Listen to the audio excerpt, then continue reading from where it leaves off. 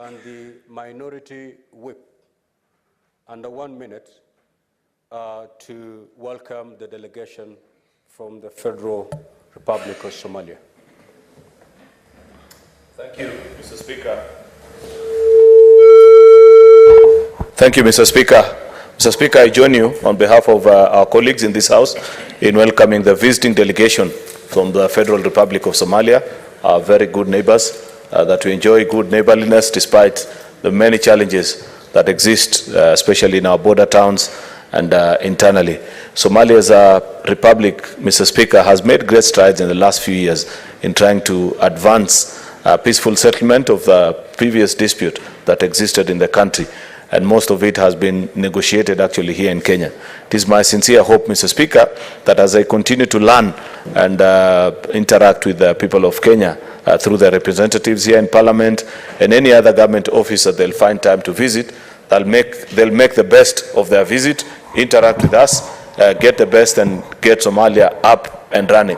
Mr. Speaker, the boundaries that we speak about are simply colonial artifacts. We are one people as the people of Africa, and many of these boundaries actually, in true significance, means absolute nothing. Therefore, a thriving Somalia is good for Kenya, and it is in our best interest as their good neighbors to ensure that we support them, we work with them as good neighbors, we trade together and have better relations for a better, thriving East African community and Africa as a whole. Welcome to this delegation. Thank you, Mr. Speaker.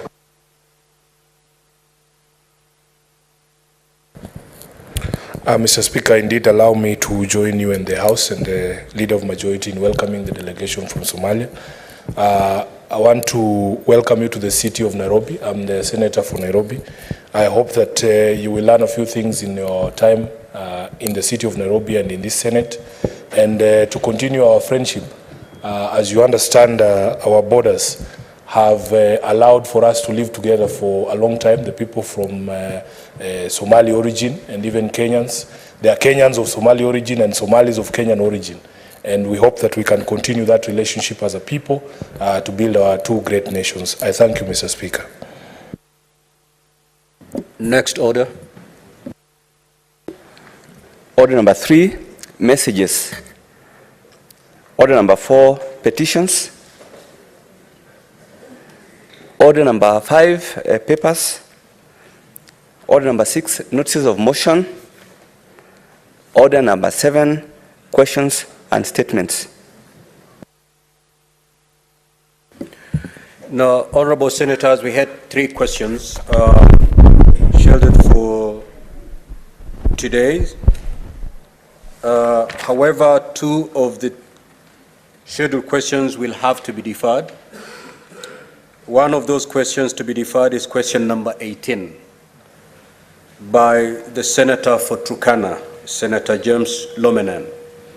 This question was directed to the Ministry of Foreign and Diaspora Affairs.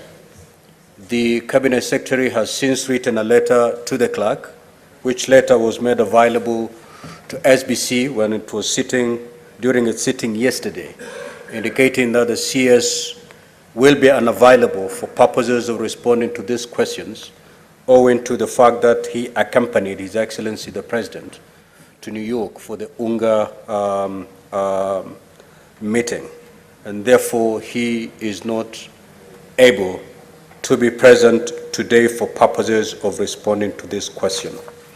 The other question that will be deferred is question number 19. This is a question by Senator George Mbugua. It was directed to the Cabinet Secretary for Health. Again, during its sitting yesterday, SBC received a letter from the Cabinet Secretary in charge of Health, indicating that she will not be able to be present today for purposes of responding to this question, owing to the fact that she's amongst the delegation that accompanied His Excellency the President to New York for the UNGA engagement. That leaves us with only one question for the question time today. That is question number 020, number 20, to be asked by Senator George Mbugua. It is directed to the Cabinet Secretary for Labor and Social Protection. Clerk, do we have an indication that the CS is within the premises? Good. I'm informed that the CS Labor is present, and therefore, let me first, before allowing the Senator to ask this question, allow me to welcome the CS for Labor and Social Protection to the Senate. Honorable CS, welcome to the Senate, and we are honored that you honored the invitation from the Senate to come to respond to these very important questions that is going to be posed by Senator George Mbugua. Honorable CS, just to give you the procedure, after the Honorable Senator has asked the question, I'll be calling upon you to respond. Thereafter, all senators present will be given an opportunity to ask supplementary questions arising from the primary questions. After all the senators have asked their supplementary questions, I will again call upon Senator George Mbugua to ask any supplementary question, if at all he has any. And thereafter, we will conclude your session and release you to go back to do the work that you're appointed to do. With that, let me now invite Senator George Mbugua to proceed to ask the question. Senator.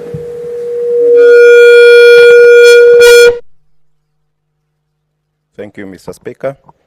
I rise to ask question number 20.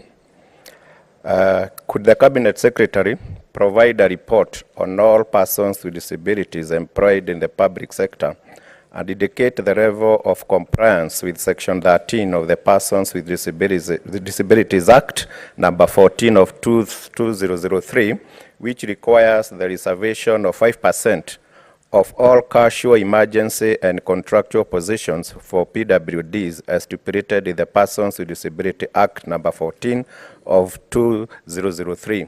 And 2, the Cabinet Secretary should state what measures the government has taken to ensure compliance with this legal provision, both in the public and private sectors. 3, to state what measures the government has taken to create public awareness to help combat stigma and ableism targeted at PWDs as required by the Act.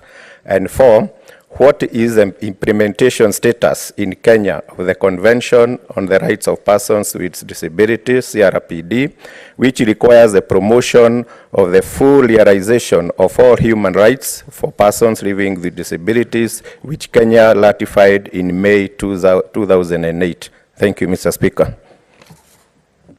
Honorable CS, you may proceed to respond.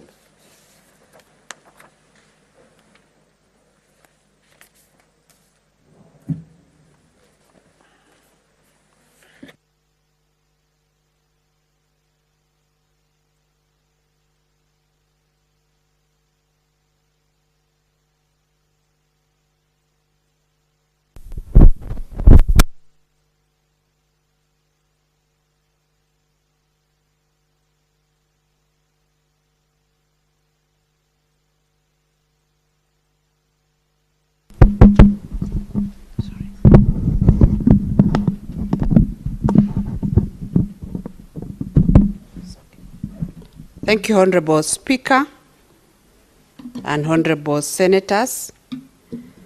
Thank you, the Honorable John Mbugua, for the questions that you have asked. And I'll straight on go to question A, where I've been asked to give a report on all the persons with disabilities employed in the public sector. The response is the employment of persons with disabilities is a critical measure of inclusion of persons with disabilities in Kenya. The Public Service Commission, in its status of compliance with values and principles in Articles 10 and 232 of the Constitution, annual report of 2021-2022 found that only 1.4% of persons with disabilities are employed in public services. The Commission surveyed various institutions for this report, including the constitutional commissions and independent offices, ministries and state departments, public universities, statutory commissions and authorities, state corporations and SAGASs, and TVETs, and the statistics of 1.4% does not include the status of persons with disabilities in county governments. The Persons with Disabilities Act, number 14 of 2003, in its current provision is weak on enforcement of the 5% employment requirement. However, the Ministry has developed the Persons with Disabilities Bill 2023, currently before the National Assembly for deliberations. The bill proposes, under Section 73, for appointment of an inspector who will ensure enforcement of the provisions of the Act in totality. In addition, the bill provides for establishment of disability mainstreaming units, which are under Section 73(1)(b), to be able to carry out regular inspections to ensure implementation and compliance with the provisions of this Act. Then on question B, on the measures the government is taking to ensure compliance with this legal provision, both in public and private sectors, the response is that the government has taken various measures to implement Section 13 of the Persons with Disabilities Act number 14 of 2003. And the measures are as follows. Roman 1, the incorporation of the Disability Mainstreaming Performance Indicator in the Public Performance Management Framework, under which all ministries, departments, and agencies are required to track and report on employment of persons with disabilities. In the previous years, the reports from ministries, departments, and agencies were not able to generate the numbers of persons with disabilities employed. However, for the financial year 2022-2023 report will provide data on the total number of persons with disabilities employed during the period under review. It is important to note here that, however, this indicator has been retired in performance contracting and will not be used in the coming year, beginning this June 2023-2024. Roman 2, the other measure is that as a result of the incorporation of the indicator in the Public Performance Management Framework, awareness of the requirement of Section 13 of the Persons with Disabilities Act number 14 of 2003, as far as the employment of persons with disabilities is concerned, has greatly increased. The other measure, number 3, is that the government continues to track the number of persons with disabilities employed in all the public institutions to ensure that public institutions comply with the provisions of this law. Number 4, the other measure is that government, through the National Council for Persons with Disabilities, has developed a career portal to support persons with disabilities to be able to access information and employment opportunities and connect with potential employers in both public and the private sector. The Council Career Portal is an artificial intelligence-driven portal that matches registered job seekers with disabilities to employment opportunities, matching their qualifications, skills, experience, and alerts them through their mobile telephones or emails, thus removing information access barriers. Currently, the portal has registered 5,849 persons with disabilities seeking employment and 431 employers consisting of 378 from the public sector, 31 from the private sector, and 22 from the civil society organizations. So far, 322 persons with disabilities have been employed through the portal. This portal was put in place in 2017. The other measure is that the government is finalizing on the development of the national policy for persons with disabilities to set out obligations by all employers in the public and private sectors in regard to the employment of persons with disabilities. And finally, the other measure is that in March 2023, government through the National Council for Persons with Disabilities published the annual Disability Mainstreaming Status Report. And the report captures the milestones achieved by ministries, departments, and agencies in implementing various parameters of the Disability Mainstreaming Indicator. The report for the financial year 2021-2022 was prepared, launched, and shared with stakeholders across the public service for the implementation of recommendations. Then question C, on the measures that government has taken to create public awareness to help combat stigma and ableism targeted at persons with disability as required by the Act. The response to that is that government implements various measures aimed at increasing awareness on disability issues with a view to combat stigma, targeting persons with disabilities, and they include the following. One is building the capacity of ministries, departments, and agencies to effectively spearhead the implementation of measures to mainstream disability in public service. The National Council for Persons with Disability is training committees established to spearhead disability mainstreaming and sensitize senior management and staff of ministries. Number two is that of observing various national and international disability events and days to be able to promote the rights of persons with disability, where communities and persons with disabilities participate. The events are used as forums to educate the public on the inclusion of persons with disabilities in the society. Some of the events include the International Day of Persons with Disabilities, held every 3rd December. The last one was held in Narok County. There is also the Autism Awareness Day, which is held every 2nd April.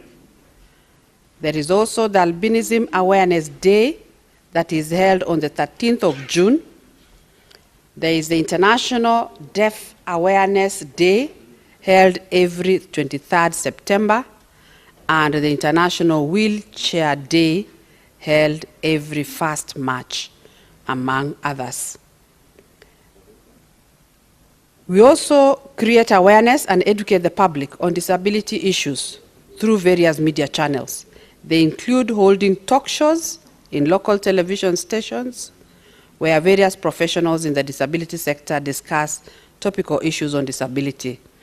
Government also disseminates to the public information on disability issues and services provided to persons with disabilities through various social media platforms such as Twitter, Facebook pages, and YouTube. And the Council has a page where we disseminate information to the public.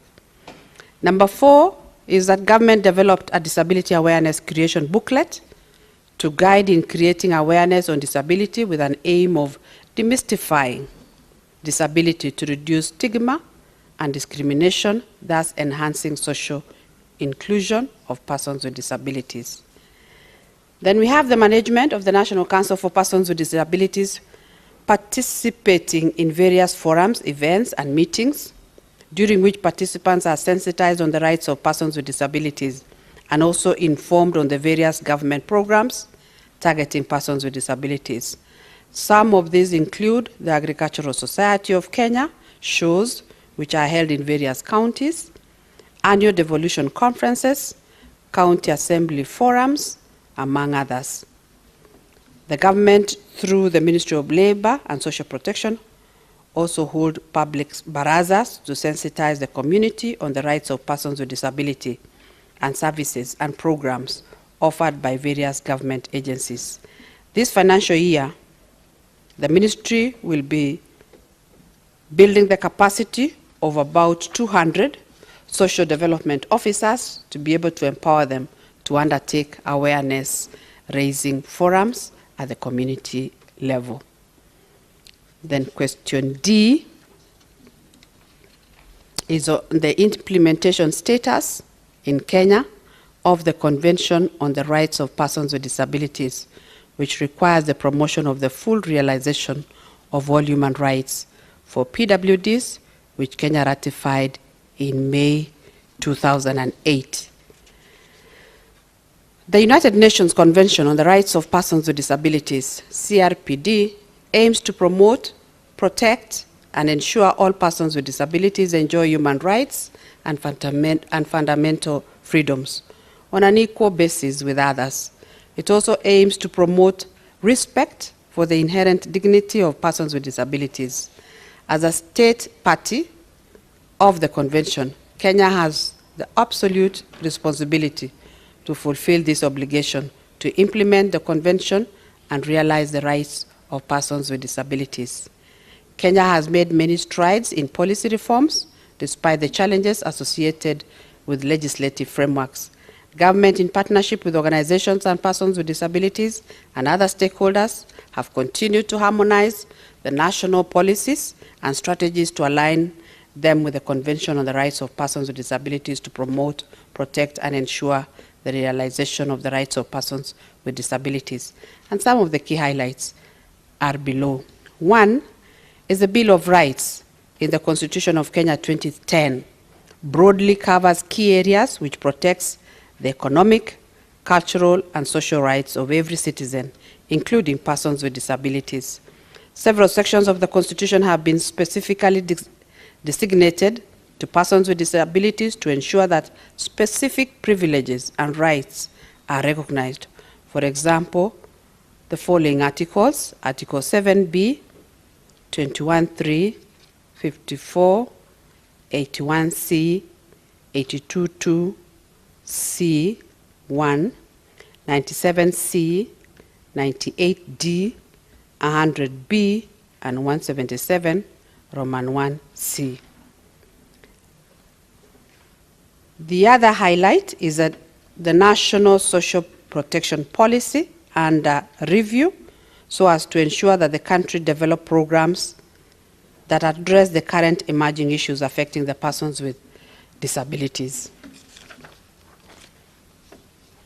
The review will focus on the current situation analysis of the national and county government structures on ongoing presidential directives or initiatives and other global commitments. Number 3, another highlight is that the Persons with Disabilities Act 2003 is being reviewed to align it with CRPD and the Constitution. The Persons with Disability Bill 2023 was reintroduced to the National Assembly by the majority leader. Number 4 is the ratification of the protocol to the African Charter on Human and People's Rights on Rights of Persons with Disabilities in Africa. The protocol aims to promote, protect, and ensure full and equal enjoyment of all human and people's rights by all persons with disabilities and ensure respect for their inherent dignity.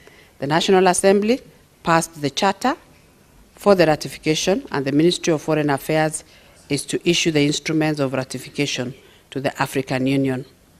Number 5 is the finalization of the draft National Disabilities Policy 2006 to ensure that the country institute and develop mechanisms that will protect the rights of persons with disabilities in the economic, social, and cultural spheres. Lastly, development of the Disability Mainstreaming Strategy to guide ministries, departments, and agencies, and social protection practitioners in mainstreaming disability in all their policies, legislation, and programs. Government has implemented various programs that promote the rights of persons with disabilities, as well as empowering them to improve their well-being. And some of them include Kenya is the first country in Africa to develop a digital accessibility standard for persons with disabilities. And the standards provide guidelines for ensuring that products, services, and opportunities are made available or accessible to all, including the persons with disability. And we have that standard by the Kenya Standard 2952-1-2022 Accessibility ICT Products and Services, which was prepared by the Joint Working Group on Accessibility of ICT Products and Services for Persons with Disabilities under the guidance of the Standards Projects Committee. This is in accordance with the procedures of the Kenya Bureau of Standards. Technology is making it possible for people to accomplish many things more efficiently and independently. In order to accommodate all people in society, inclusive design and universal design principles should be integrated in products and services. To ensure the underrepresented groups of persons with disabilities are reached, government is also providing free legal aid and referrals for pro bono representation in cases involving violations of the rights of persons with disabilities, especially disability benefits, insurance claims, special education, gender-based violence, among others. The other one is on the Kenya Sign Language Training Program. Government is supporting public employees every financial year to receive basic sign language skills so as to ensure effective service delivery of public services to the deaf community. The other support is government through the Assistive Devices Support Program, supports persons with disabilities to purchase, requisition, or import assistive devices and aids to improve mobility and independent living. This includes hearing aids, crutches, the wheelchairs, tricycles, white canes, and the walking appliances. We also have educational support program, which provides scholarships to learners with disabilities to pursue their education. The programs are also provide grants to schools to improve their infrastructure to ensure that their accessibility to learners with disability is given to them. Then we have economic empowerment programs that have been established to provide grants to self-help groups and individual members for economic empowerment. The Tools of Trade Empowerment Program for Persons with Disabilities provides startup toolkits to enable employment and wealth creation opportunities in selected sectors such as catering, automotive, engineering, agriculture, and beauty. Then we have the implementation of the affirmative action on access to government procurement opportunities, ACPO, to ensure that persons with disabilities access the 30% quota allocation of government tenders. The rationale for this was to ensure that the public procurement process was inclusive and competitive as possible. Government has also initiated specific support programs targeting persons with autism and related developmental disability and those with albinism who have unique special needs, such as regular use of sunscreen lotion for those with albinism and regular use of sanitary pads and access to therapies for those with autism and developmental related disabilities. Government has also adopted the Washington Group of Short Questions. What is that?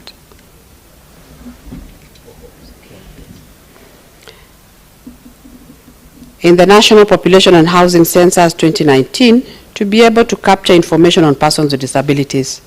Government has also developed and launched the Disability Inclusive Data Charter action plan that aims to engage ministries, counties, departments and agencies and non-state actors to be coordinated in collection, analysis and utilization of comprehensive disaggregated disability data. In addition, government has completed a support needs assessment for persons with disabilities and their primary caregivers that provide information and recommendations on the scope and level of support needed by diverse persons with disabilities. The report will be launched on the 16th of October 2023. Government introduced a new registration system that captures and generates socio-economic data on persons with disabilities for planning and research purposes by state and non-state actors. The system is based at the National Council for Persons with Disabilities and is aimed at ensuring all persons with disabilities are registered and captured in a database for purposes of planning and program design. The last three is enhancing access to employment by persons with disabilities through creation and implementation of the National Council of Persons with Disabilities Career Portal that provides an interface that allows job seekers, employees with disabilities, and employers to overcome barriers to employment for persons with disabilities. Then there is the adoption of assistive technology, AT, to ensure persons with disabilities access products and services. A combination of accessible ICT and assistive technology enhances function, independence, and overall well-being of persons with disability. This standard specifies requirements for ensuring that ICT products, services, and opportunities are made available to all, including persons with disabilities. This standard is intended for use by policymakers, regulators, providers, procurers, and users of ICT products and services.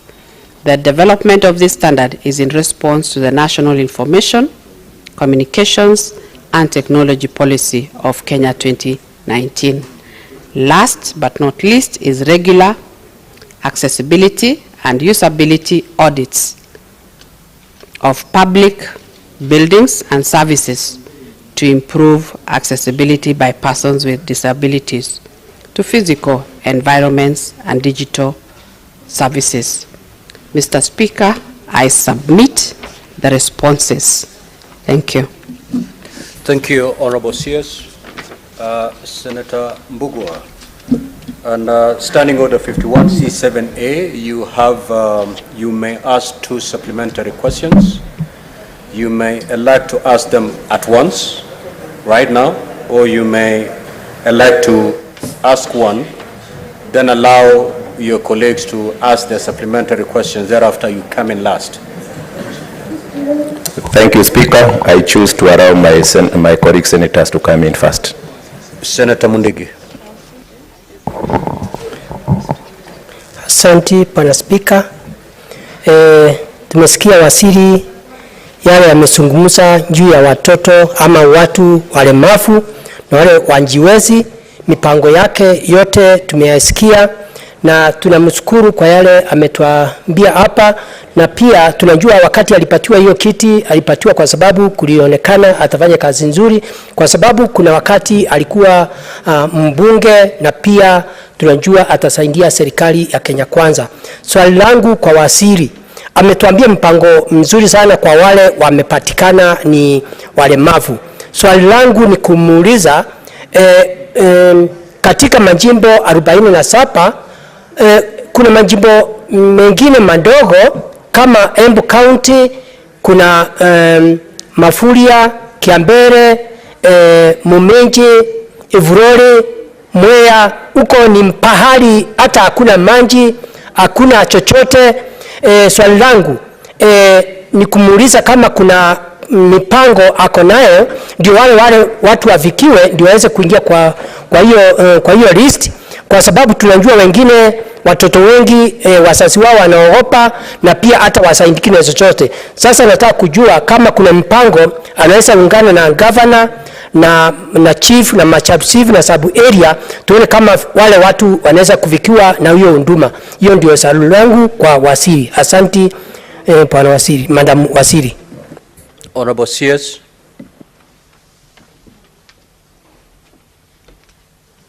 Thank you, Honorable Speaker, and thank you, Honorable Member, for the question. Acha nijaribu kujibu kwa Kiswahili vile Senator ameuliza kwa Kiswahili. Tuko na mipango ya kuweka kwa program wale ambao wako na disability, and currently tuko na registration of persons with disability kwa kila constituency ambayo tulipea directions officers wetu kwamba wa register persons with disability ama wale walemavu kwa kila county. Na saa hii tumeweza kuregister wengi sana. Bwana Speaker, hiyo registration inaendelea kwa huu mwezi wa 9 kutoka tarehe 1 mpaka tarehe 30, na persons of disability ambao wako kwa program saa hizi ni 38,141. Wale ambao tume replace this financial year tumefikisha 47,000. Kwa hivyo tumeleta on board karibu 10,000.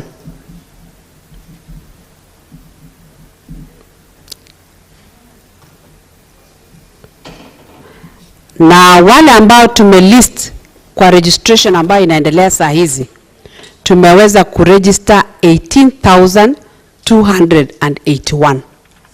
Kwa hivyo tuko na mipango ya kuweza kuwa register, tuwaweke kwa ile program ya Inua Jamii, tuweze kuwalipa 2,000 kila mmoja wao.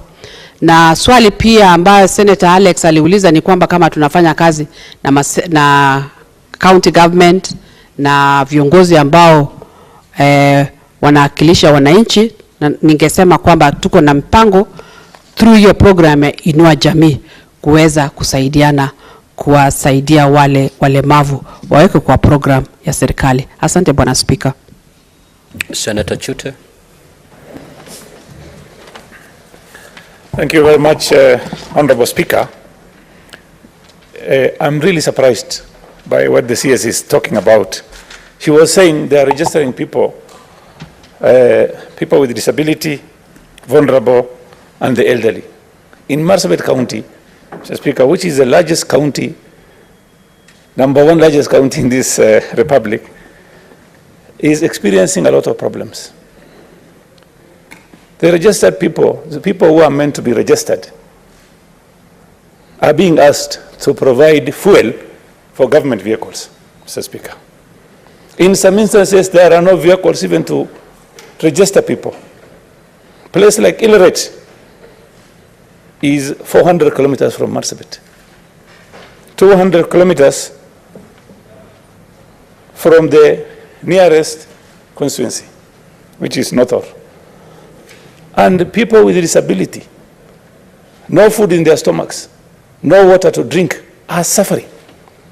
And the CS here is telling us they've registered 18,000 people.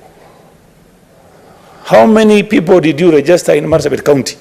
And why is this government asking for fuel from vulnerable people? Why are you asking for transport from vulnerable people? Is this government broke? What is happening? Are you even aware what is happening in Marsabit? Because, quoting the president said, some CSS are not even aware of what is happening in their dockets. Is the CS aware of what is happening in her docket? Thank you very much, Mr. Speaker. Honorable CS. Thank you, Honorable Speaker. The ongoing registration is going on across the country. However, we do not have enough staff. But we have not asked anybody to provide fuel. The registration is ongoing. We have officers in all the counties.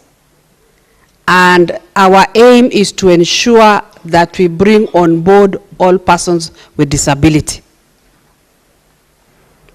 The ministry is even going a step ahead after this registration this month to be able to verify the persons with disability and bring on board people with severe disability.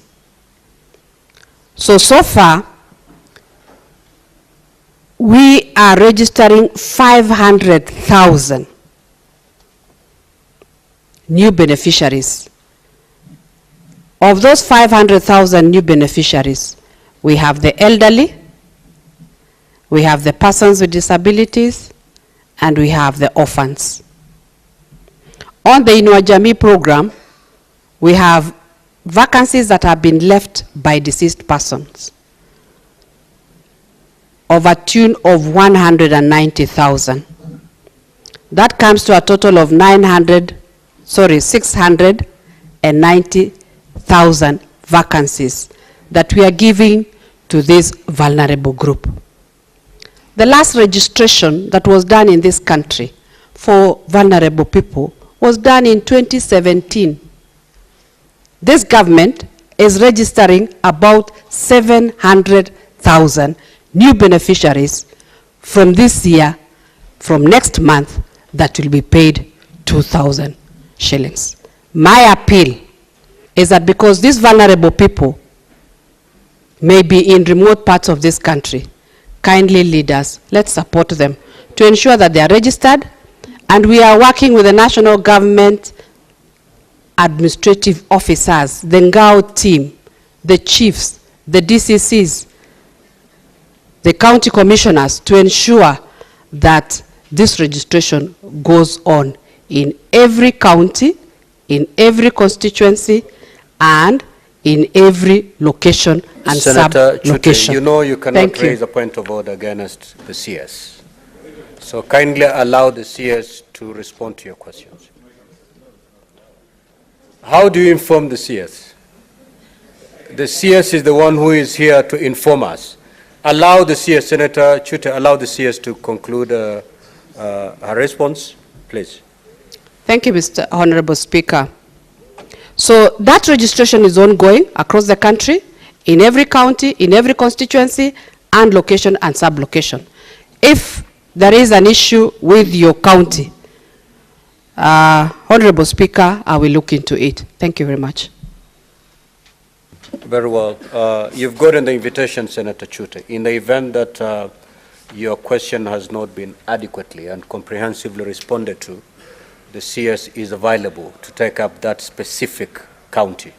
So kindly take advantage of that particular invitation. Senator Mutinda Tabitha.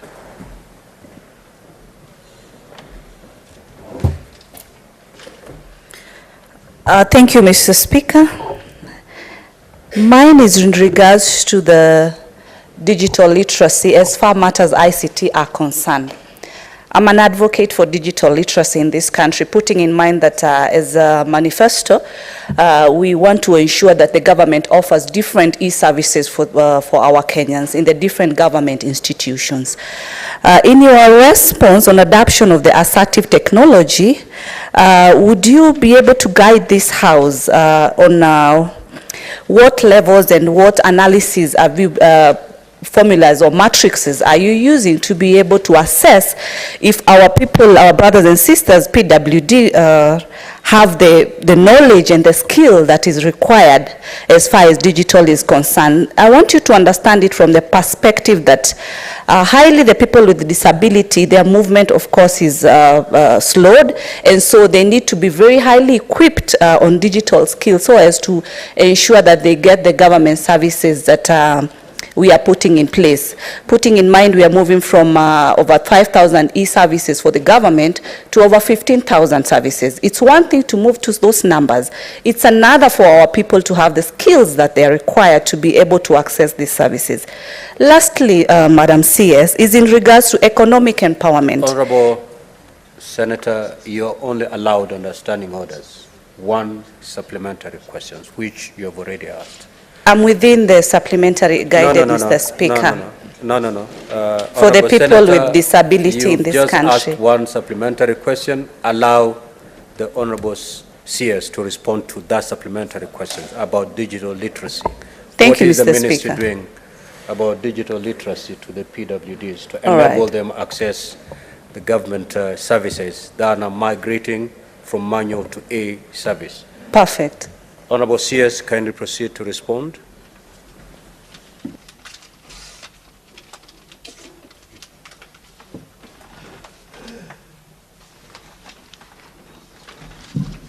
Thank you, Honorable Speaker, and the member, Senator, for asking for this question on digital support for the persons with disability. My response is that assistive technology has been provided for the specific categories of persons with disabilities. So that is what the Council has been able to do, and the CEO is here to be able to give further guidance in case you need that support. Madam Senator, thank you. Senator Mariam.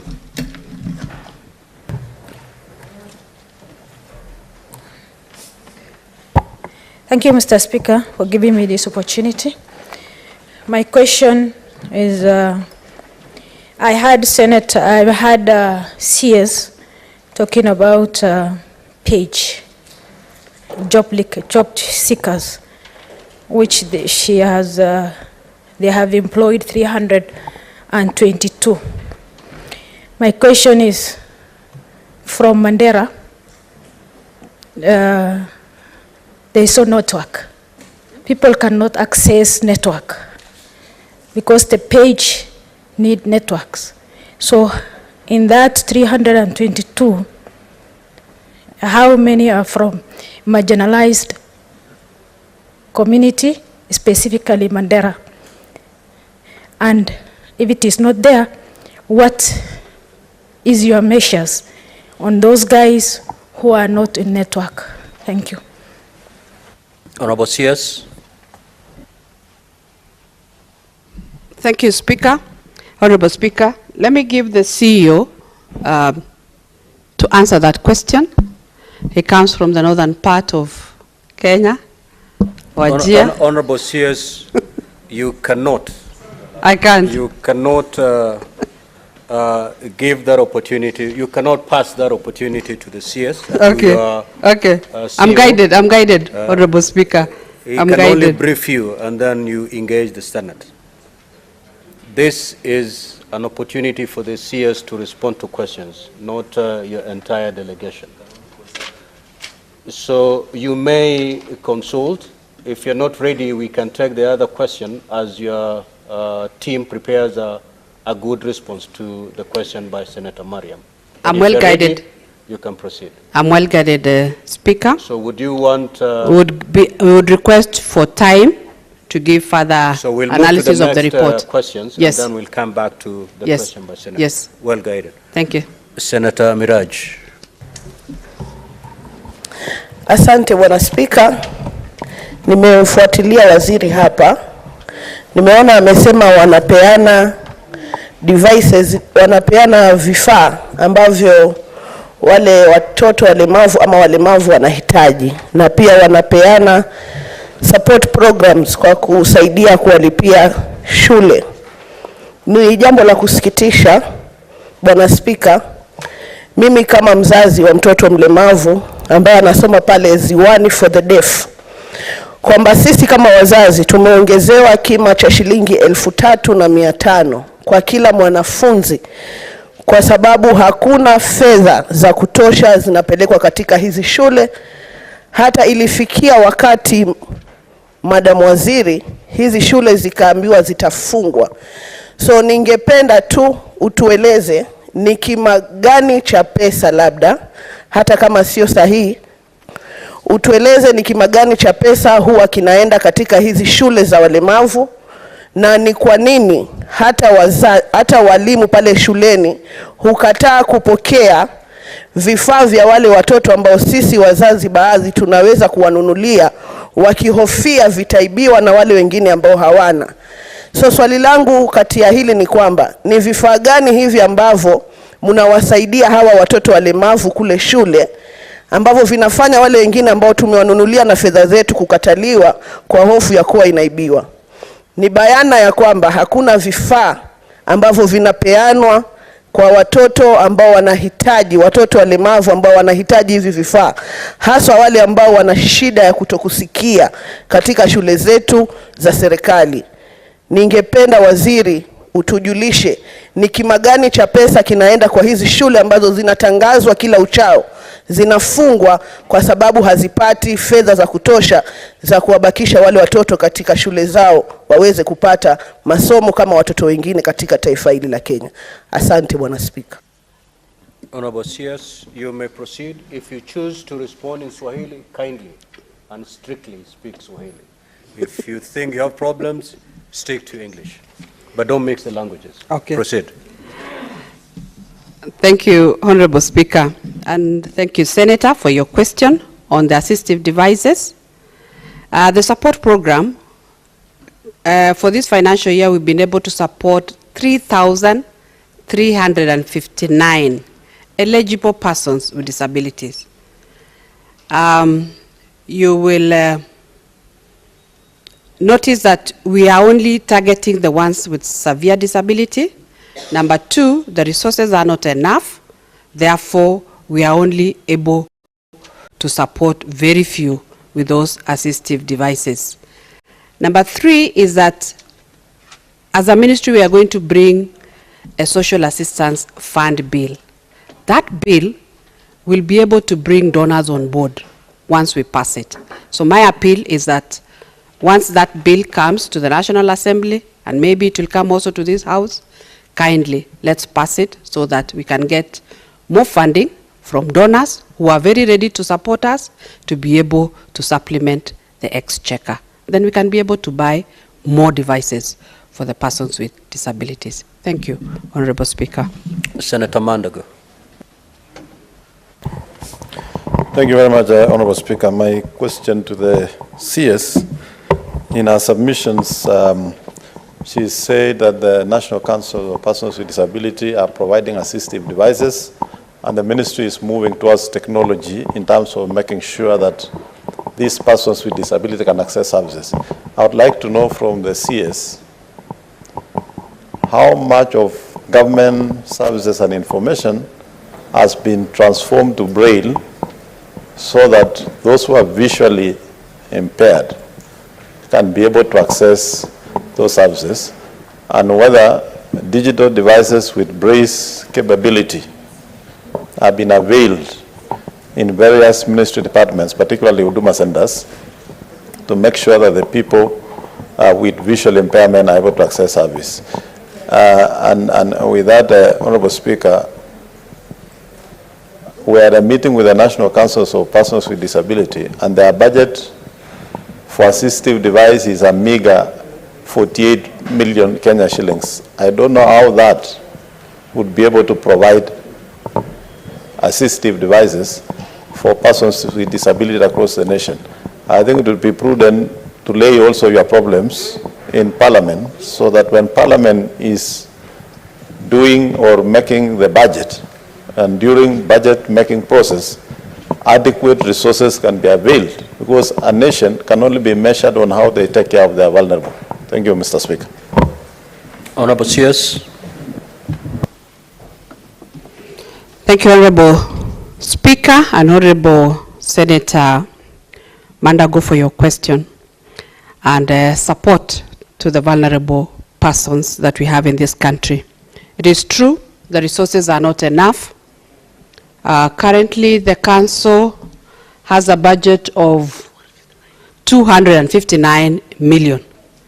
Out of that 259 million, they're only given about 100 million.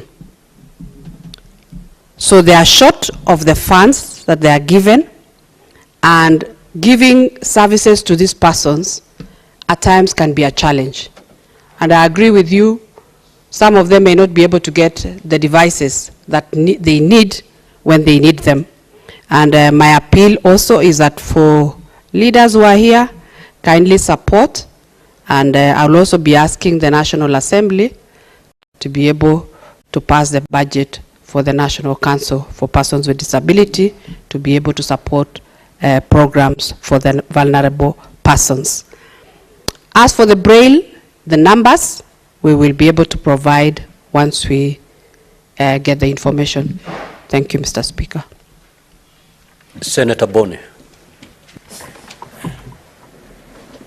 Thank you, Mr. Speaker. Madam Minister, congratulations for landing this highly coveted job. When I last checked, the reports were that only 6% of the 2.4 million children aged between 6 and 21 years are in school. 6%.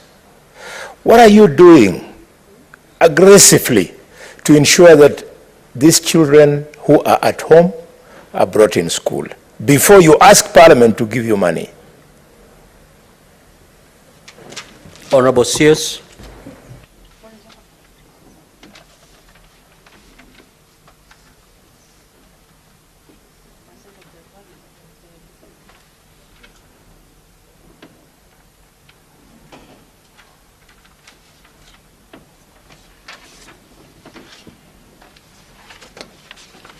Thank you, Honorable Speaker and Member Senator Kalwale, for the question. As a council, we have, through the council, as a ministry, we have an education support program where we give scholarships to learners for eligible children, youth with disabilities in secondary and tertiary institutions.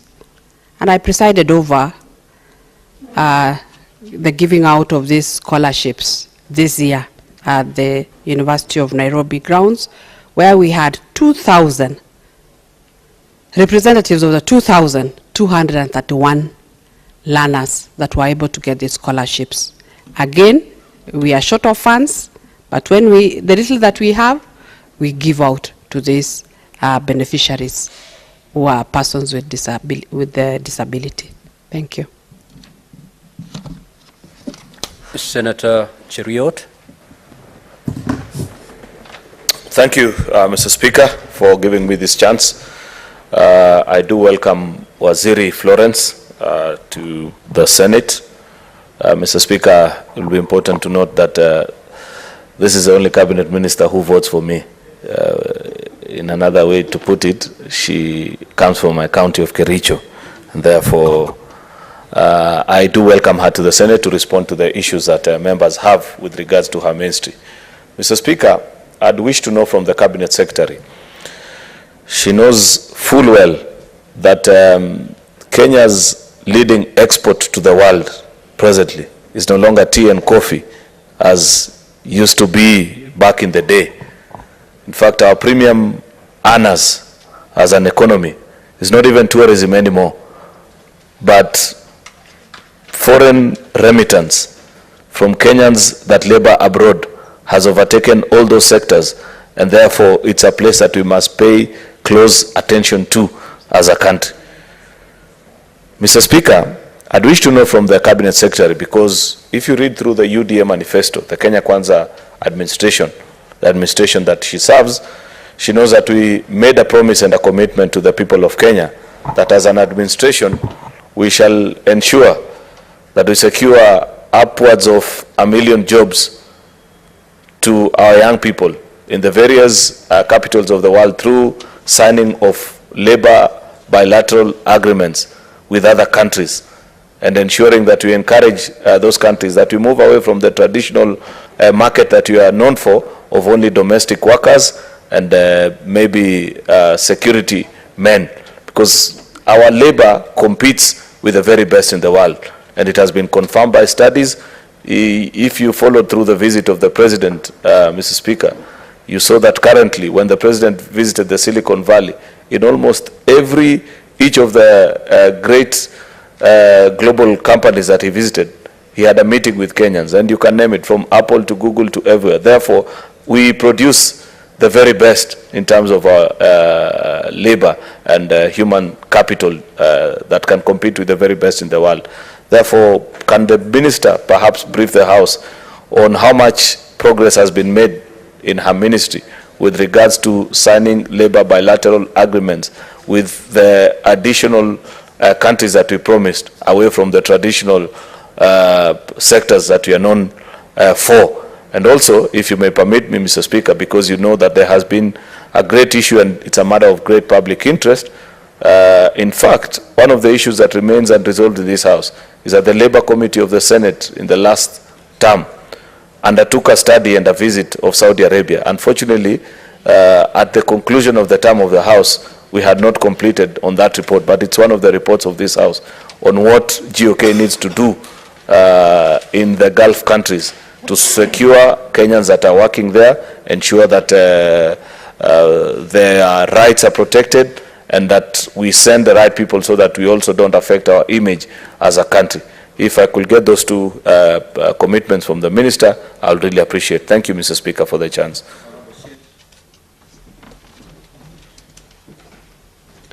Thank you, Honorable Speaker, and thank you, the Majority Leader, Senator Aaron Cheriot, for the question. As a ministry, we have embarked on labor migration, and this is a focus for this government. I have clear directions to be able to sign bilateral labor agreements with various countries in order to create job opportunities for Kenyans. Currently, we have signed, we are in the process of processing the bilateral labor agreements for 15 countries. If you may allow, I may mention the countries. We have Oman, we have Saudi Arabia, we have Qatar, you have United Arab Emirates, we have discussions with Austria, Germany,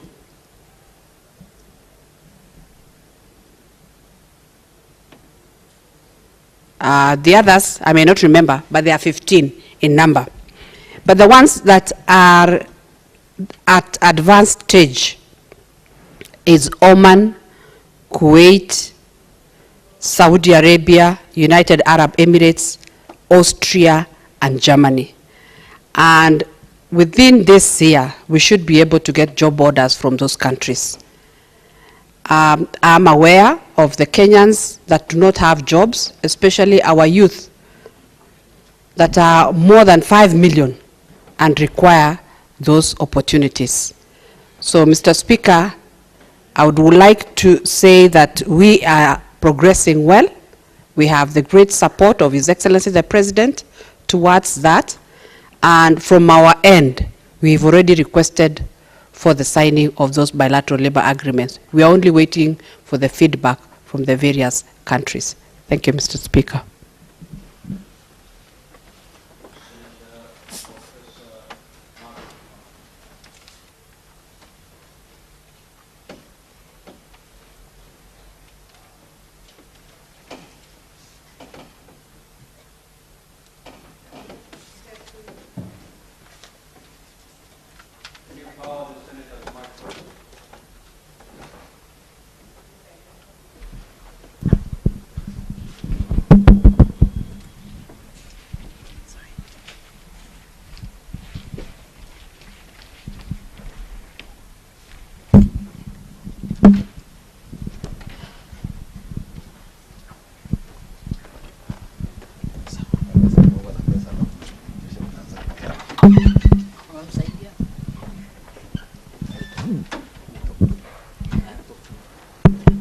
Thank you, Mr. Speaker, and thank you, Madam CS, for a very elaborate answer to the questions that have been presented before this House. Mr. Speaker, the answer to question D, I agree fully on the implementation of the status of the Convention of the Rights of Persons with Disabilities as articulated by the CS. And I want to go to the young learners for clarification, because under the Committee of Education, we have been visiting the schools for the disabled. And there was one observation, Madam CS, that we made when we went to the school of the mentally handicapped, not handicapped really, mentally challenged. And we discovered that the ratio that is required for between teacher and student was highly violated, in that whereas a teacher is supposed to handle 1 or 2, we found that the ratio of teachers was about, to the students, was about 10. In the Eldoret one in particular, and I think we also saw one in Embu when I joined another group. What is it that you would do? Because we know that the babies are yours, but the education sector is the one that is supposed to be funding. What are you doing with the CS education to ensure that they receive proper education? Because without the foundation, these learners will not enjoy their rights all the way in the ladder. They will not be able to get proper education at the university level. They cannot even be able to reach, they will not even reach secondary school. So the foundation is extremely important. What are you going to do to ensure that actually the ratios between learners and the teachers is good in this group, because they are yours, although the education sector is supposed to be facilitating them to be taught in the name of the rights of persons with disabilities, which is in your docket. Thank you. Thank you, Honorable Speaker and Honorable Senator Kamar, for that question. I want to appreciate that what you have done. You've been able to go to some of these centers and see the challenges that our children with disability, what they go through, and they need support. I will concur with you, because I visited a school in Mombasa, Tomboya School for Children with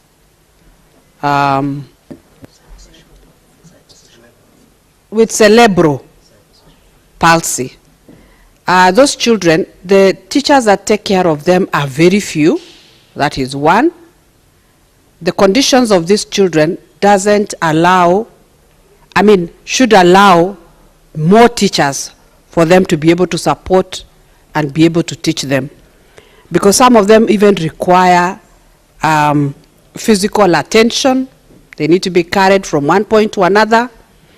And I have engaged the Minister for Education to be able to provide more teachers to these centers.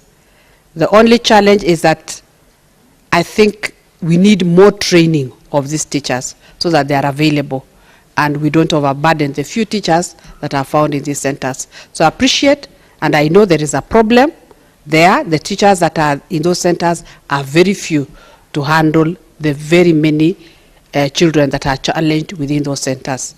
So I'll take it up with the Minister of Education to ensure that they provide more teachers, more facilities, and even more funding for these centers to be able to support these children. And I'm happy parents are also coming out, bringing out those children and not hiding them within their houses.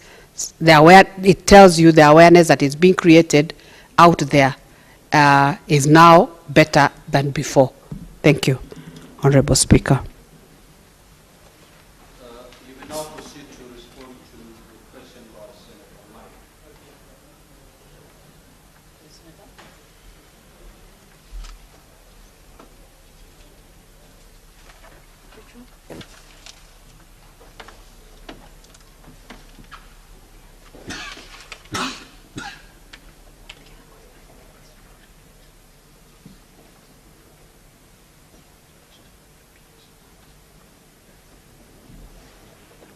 Honorable Speaker, kindly repeat.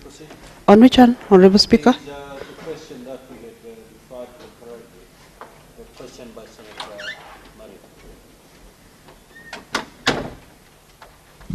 Which one was that?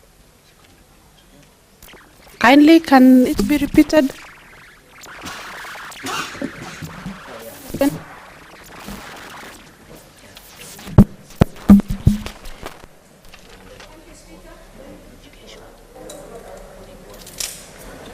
I think the mic is now powered. You can just proceed to use your microphone. Honorable Speaker, I think we had requested that we be given to be able to come back with an answer. Very well. Yes. Very well. Thank you. Thank you, Honorable Speaker. Senator Mbugua, you may ask a supplementary question, but if you feel you have, if your concerns have adequately been addressed, you need not ask any question. Thank you, Speaker. Madam CS, you indicated very clearly that the government has only achieved 1.4% against the required 5% in employment. Yet, you've also indicated that the government has retired the disability mainstreaming indicator. My question is twofold. One, what involved the retirement of that indicator? And what other tool are you going to use to ensure that the provisions of this act are achieved? Thank you. Honorable CS.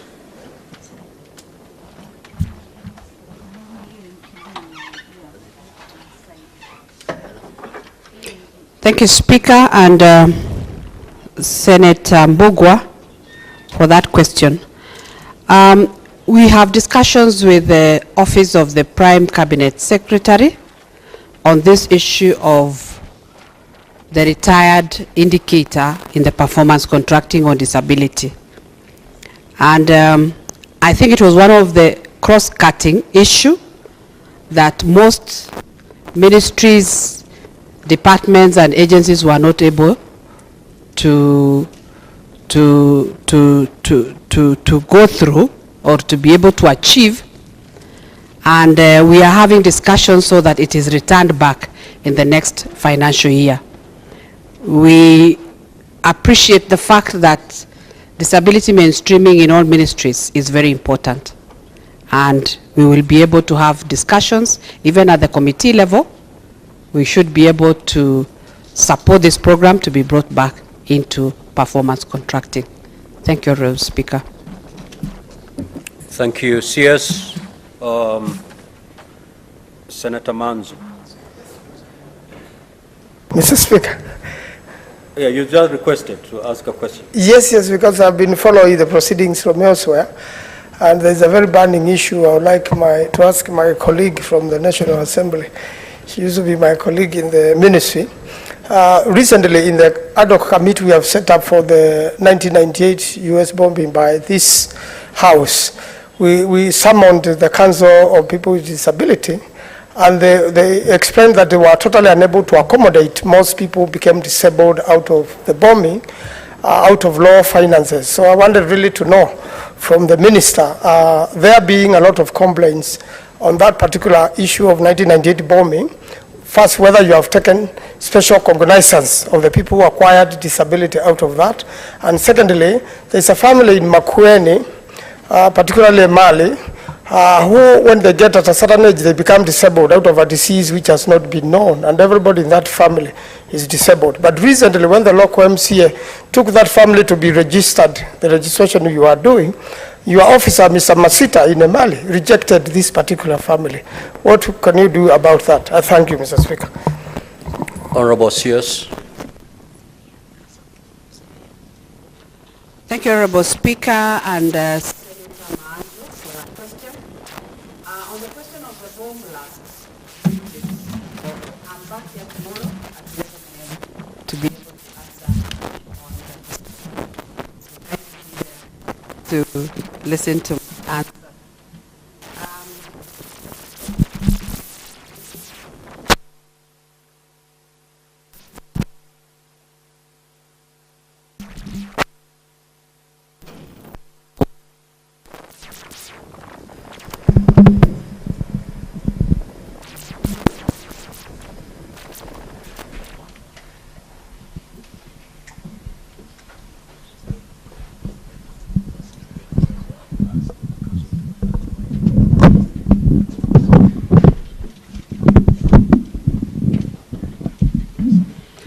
On the second question, on why a family was not registered, we will find out from our officers on the ground why they were not able to register a family, but the directions that we have for our officers is that they should register all persons with disability. And then the council will later vet to see or to have those with severe disabilities registered on the program of Inua Jamii. We will take it up as a council to be able to verify what could have happened. But it is not a requirement for this registration that persons with disabilities should have the card, the persons with disability card. All of them are registered despite having no card. Thank you. Senator Manzo, you may want to make a follow-up on that particular family so that it's fully taken care of. Honorable CS, you said you'll be appearing at 11 a.m. tomorrow to respond comprehensively on the bomb blast issue. Are you referring to the appearance before the ad hoc committee on the 1998 bombing? Yes, Honorable Speaker. I'll be appearing before the ad hoc committee. Very well. Thank you. Now, honorable senators, we have come to the end of this session. Thank you so much, honorable CS, for coming to respond to these questions, shedding light on very important areas of your ministry. You are now free to retire to your ministry and continue doing the good work that you're doing. Clerk, kindly call the next order, please. Order number 8, motion, regulation of electronic cigarettes in Kenya. The Honorable Catherine Muma. The motion is dropped. Next order, please. Order number 9, motion, the report of the Senate delegation to the 67th session of the Commission on the Status of Women held in New York from 6th to 17th of March 2023. The Honorable Senator Fatuma Dulo.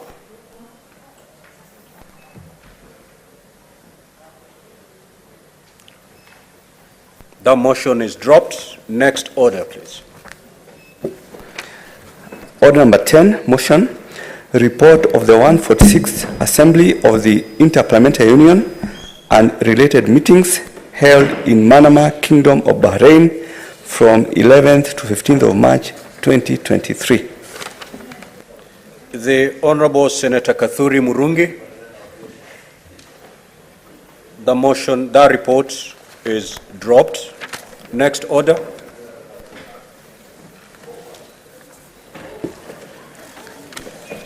Order number 11, motion, repossession of movable assets by lending institutions due to non-performing loans.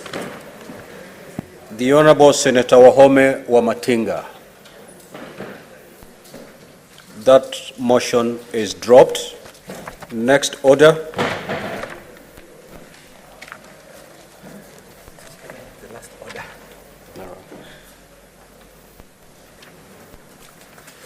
Senator Muma, kindly approach the chair, please.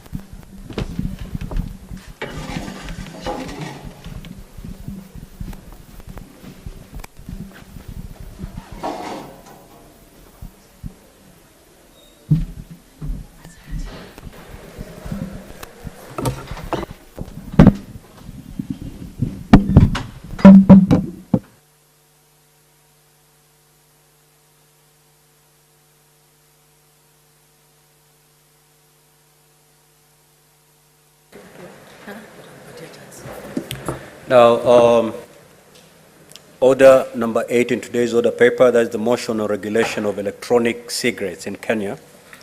A motion by Senator Catherine Muma. We had proceeded to drop this motion because at the time it was called out, the mover was not in the chamber. However, the Honorable Senator has since approached the chair and explained the reasons why she was not in the chamber when this particular motion was called out, which reasons I consider valid, and therefore that motion is reinstated, and I will allow the senator to proceed to move the motion. Thank you, Mr. Speaker, and thank you so much for according me the opportunity. My sincere apologies for coming late into the House. Mr. Speaker, I beg to move the motion regulating on the regulation of electronic cigarettes in Kenya. Mr. Speaker, aware that Section 68 1B of the Health Act 2017 provides for interventions by the national government to reduce the use of tobacco and other addictive substances to counter exposure of children and others to tobacco smoke, and Section 32 of the Tobacco Control Act 2007 provides for the right of every person to a smoke-free environment, including the protection from exposure to second-hand smoke. Concerned that while the Tobacco Control Act defines key terms and covers topics including but not limited to restrictions on public smoking, tobacco advertising, promotion and sponsorship, and packaging, labeling of tobacco products, Section 2 of the Act does not contemplate non-tobacco products and therefore lacks restrictions on the use, advertising, promotion, and sponsorship or packaging and labeling of synthetic nicotine in the form of e-cigarettes, resulting in the increase in the popularity of e-cigarettes among youth, including minors or children.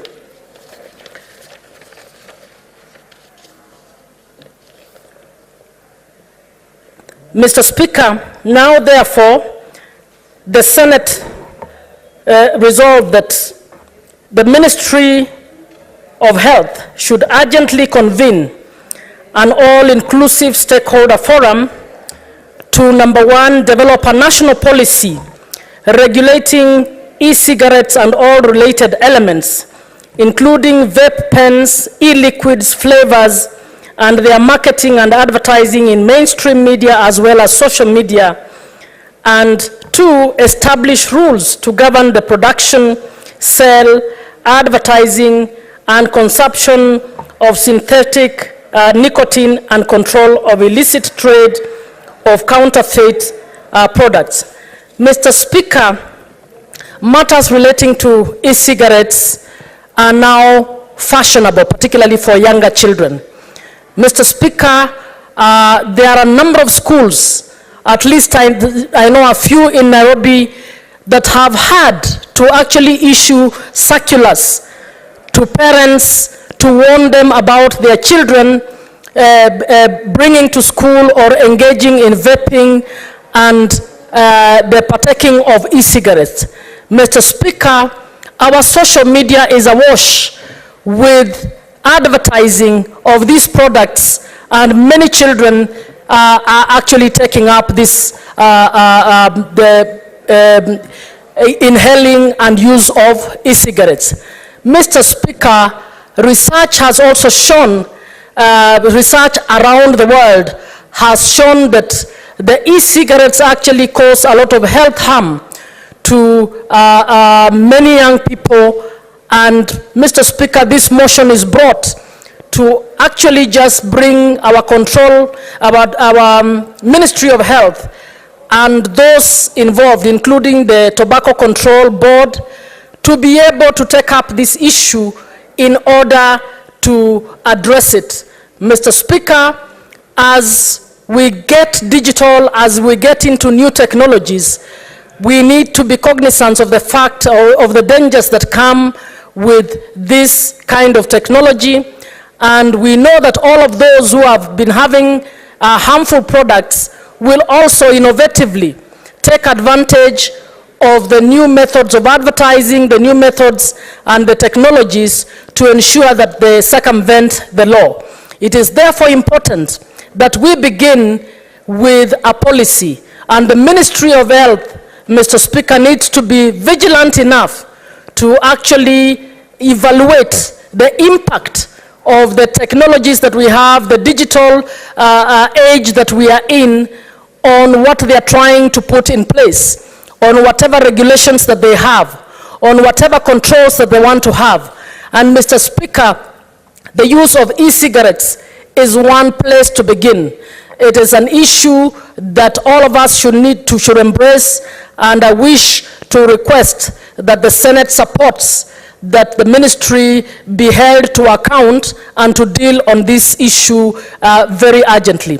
I therefore submit and wish to call upon my brother, Senator Boni Khalwale, to second this motion. Thank you.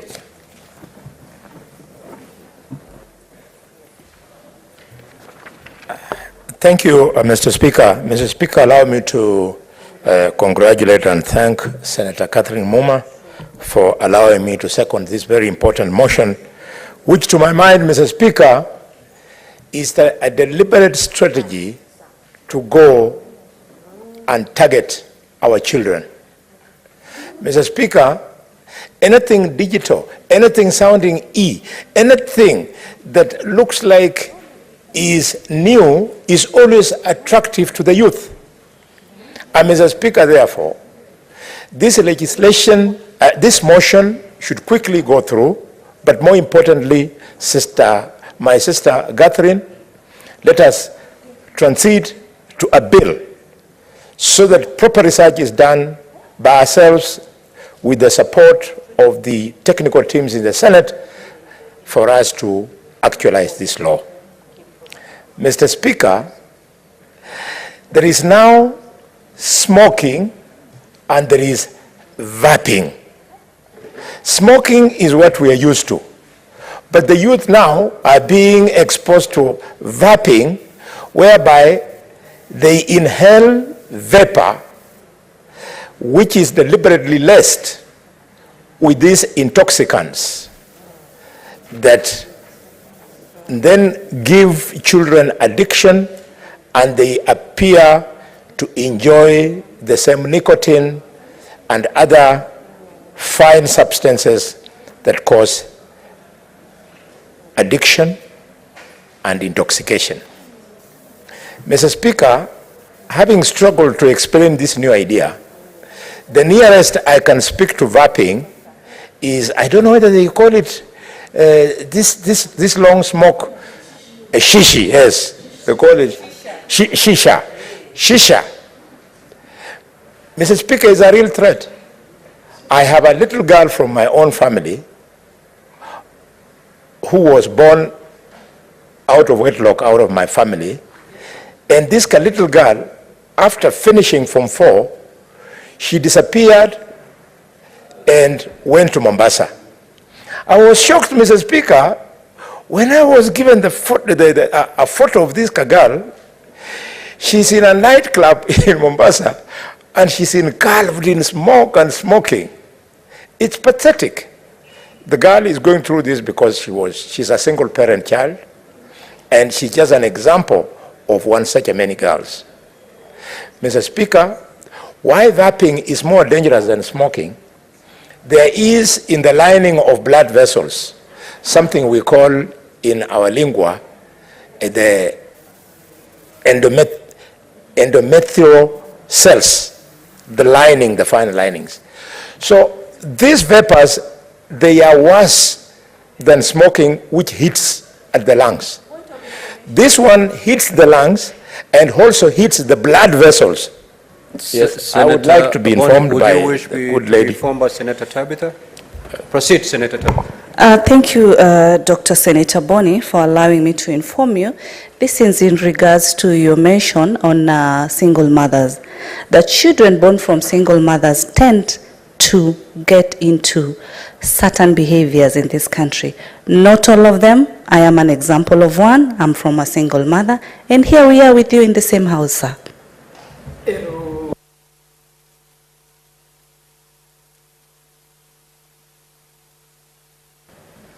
Thank you, Mr. Speaker. Mr. Speaker, my sympathies if the distinguished senator thought I was belittling single motherhood. But I want to encourage you, my dear senator, that always distinguish between the rule and the exception. You might have escaped, but you might be one of the exceptional ones. If you go to Mukuru kwa Njenga, you go to the slums in Madare, you go to the slums in Kibera, you go to the slums in Marava, in Kakamega, the children from those single parent families truly face challenges, including, Mr. Speaker, as she knows, sexual harassment when they are being sent to the kiosk, exposure to shisha, and as I was saying before she informed me, then these vapors are worse because the lining of the blood vessels called the endothelium is then destroyed by these vapors. So the lung substance is not only destroyed, but the blood vessels are destroyed, and children. I think I'm now medical, and I don't see any modicum of medical training in your CV, and therefore don't waste my time. Mr. Speaker, sir, these are very serious issues. Senator Boni, would you wish to be informed? I'm politely asking her to restrain herself. I'll embarrass her father by exposing her lack of medical knowledge, which, for which she's not to blame. Would you not? I don't wish to be informed. Then proceed. Yes. How can a doctor be informed by a layman, leave alone a quack? Mr. Speaker, sir, we must aggressively protect our children. And as a firm believer in family and a firm believer in the beauty of children, I'm so proud that I'm seconding this bill. Mr. Speaker, these guys of the so-called e-cigarettes have even added flavors, so that children who are even in kindergarten, they partake of it, and little do they realize that these nice tasting things are slowly addicting them. I congratulate the senator, and I wish to second the motion as moved. Thank you, Mr. Speaker. Honorable Senators, I now proceed to propose the question. That aware that Section 68(1)(b) of the Health Act 2017 provides for the interventions by the national government to reduce the use of tobacco and other addictive substances and to the counter exposure of children and others to tobacco smoke, and Section 32 of the Tobacco Control Act 2007 provides for the right of every person to a smoke-free environment, including the protection from exposure to second-hand smoke. Concerned that while the Tobacco Control Act defines key terms and covers topics including, but not limited to, restrictions on public smoking, tobacco advertising, promotion and sponsorship, and packaging and labeling of tobacco products, Section 2 of the Act does not contemplate non-tobacco products and therefore lacks restrictions on the use, advertising, promotion and sponsorship, or packaging and labeling of synthetic nicotine in the form of e-cigarettes, resulting in the increase in popularity and consumption of e-cigarettes among the youth, including minor children. Now, therefore, the Senate resolves that the Ministry of Health should urgently convene an all-inclusive stakeholder forum to do the following. 1, develop a national policy regulating e-cigarettes and also related and or related elements, including vape pens, e-liquids, flavors, and their marketing and advertising in mainstream media as well as social media.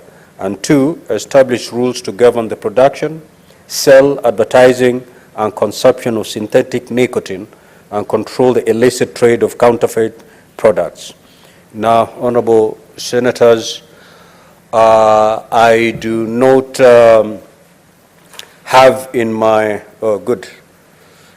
Honorable senators, you may now proceed to make your interventions, and I'll start with Professor Margaret Kamar. Thank you, Mr. Speaker, for giving me an opportunity to contribute to this motion by my dear sister, Senator Catherine Muma. Mr. Speaker, when I read this motion, I had to ask Senator Muma what she means by e-cigarettes, because things are evolving so fast that some of us are not even catching up with what they are. Mr. Speaker, I want to start by agreeing with Senator Alwale that beyond the recommendations that we are being given, we should be going towards a bill. And I want to encourage Senator Muma to quickly move towards developing a bill. Reasons being that the 2 recommendations he has given are actually recommendations that bring in regulations. They are recommendations that bring control. And this is extremely important at this time, Mr. Speaker. And the only way we can control is to have them in a bill so that we have a law that governs our conduct as far as these e-cigarettes are concerned. Mr. Speaker, we are in a generation that is very disturbing. A generation where we are losing a lot of our children. When I was in the 10th Parliament, and I was with you in the 10th Parliament, Mr. Speaker, I remember the Member of Parliament for Naivasha bringing a plea on the issue of drugs and drinking, and that Naivasha was leading and Limuru was almost on the deathbed. That we have lost youth to all sorts of drugs in form of cigarettes, as we are talking about, in form of drinking, and so forth. At the time, all of us were waking up to the reality that it was not just those 2 constituencies he mentioned about, but that actually at the backyard of each one of us, we could see children who have completely lost direction because of this. The current laws in the country, Mr. Speaker, are not able to sort out the mess that we are in as far as this one is concerned. In fact, Mr. Speaker, as Senator Alwale was talking of single parents, we even know children of pastors. Children of pastors, children who have been raised in homes that you would have thought they would never have been involved in these things, having been involved, and they're completely out. Shisha, smoking children of pastors. We know that the devil has arrived and is at large, and we cannot run away from it. So it is very important now that we regulate whoever is bringing it. What are you bringing? What is the content of what you are bringing? And what's the content of what you are selling? Mr. Speaker, in our laws, we talk of minimum age at 18. Has it made any impact to anybody? The highest concentration of use of even these cigarettes that I'm learning the name today is in the high schools. Our high schools have really become a den of drugs. Now we're trying to get other rules in the schools through the BOMs to ensure that children come to school, you search them until you almost search them naked to make sure that they are carrying nothing. What does it mean? It means even this age gap of 18 is not working. It means, although we are saying you cannot sell to somebody who is at 18, that is not controlling anything.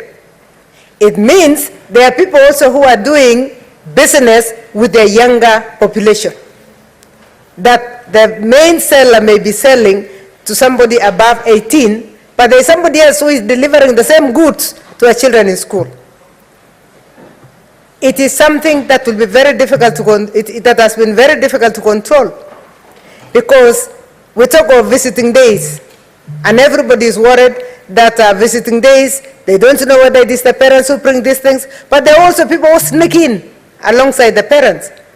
Can schools control the parents so that they are sure that the parent is a parent and they don't have any intruder coming in? It's difficult. We also have watchmen in schools.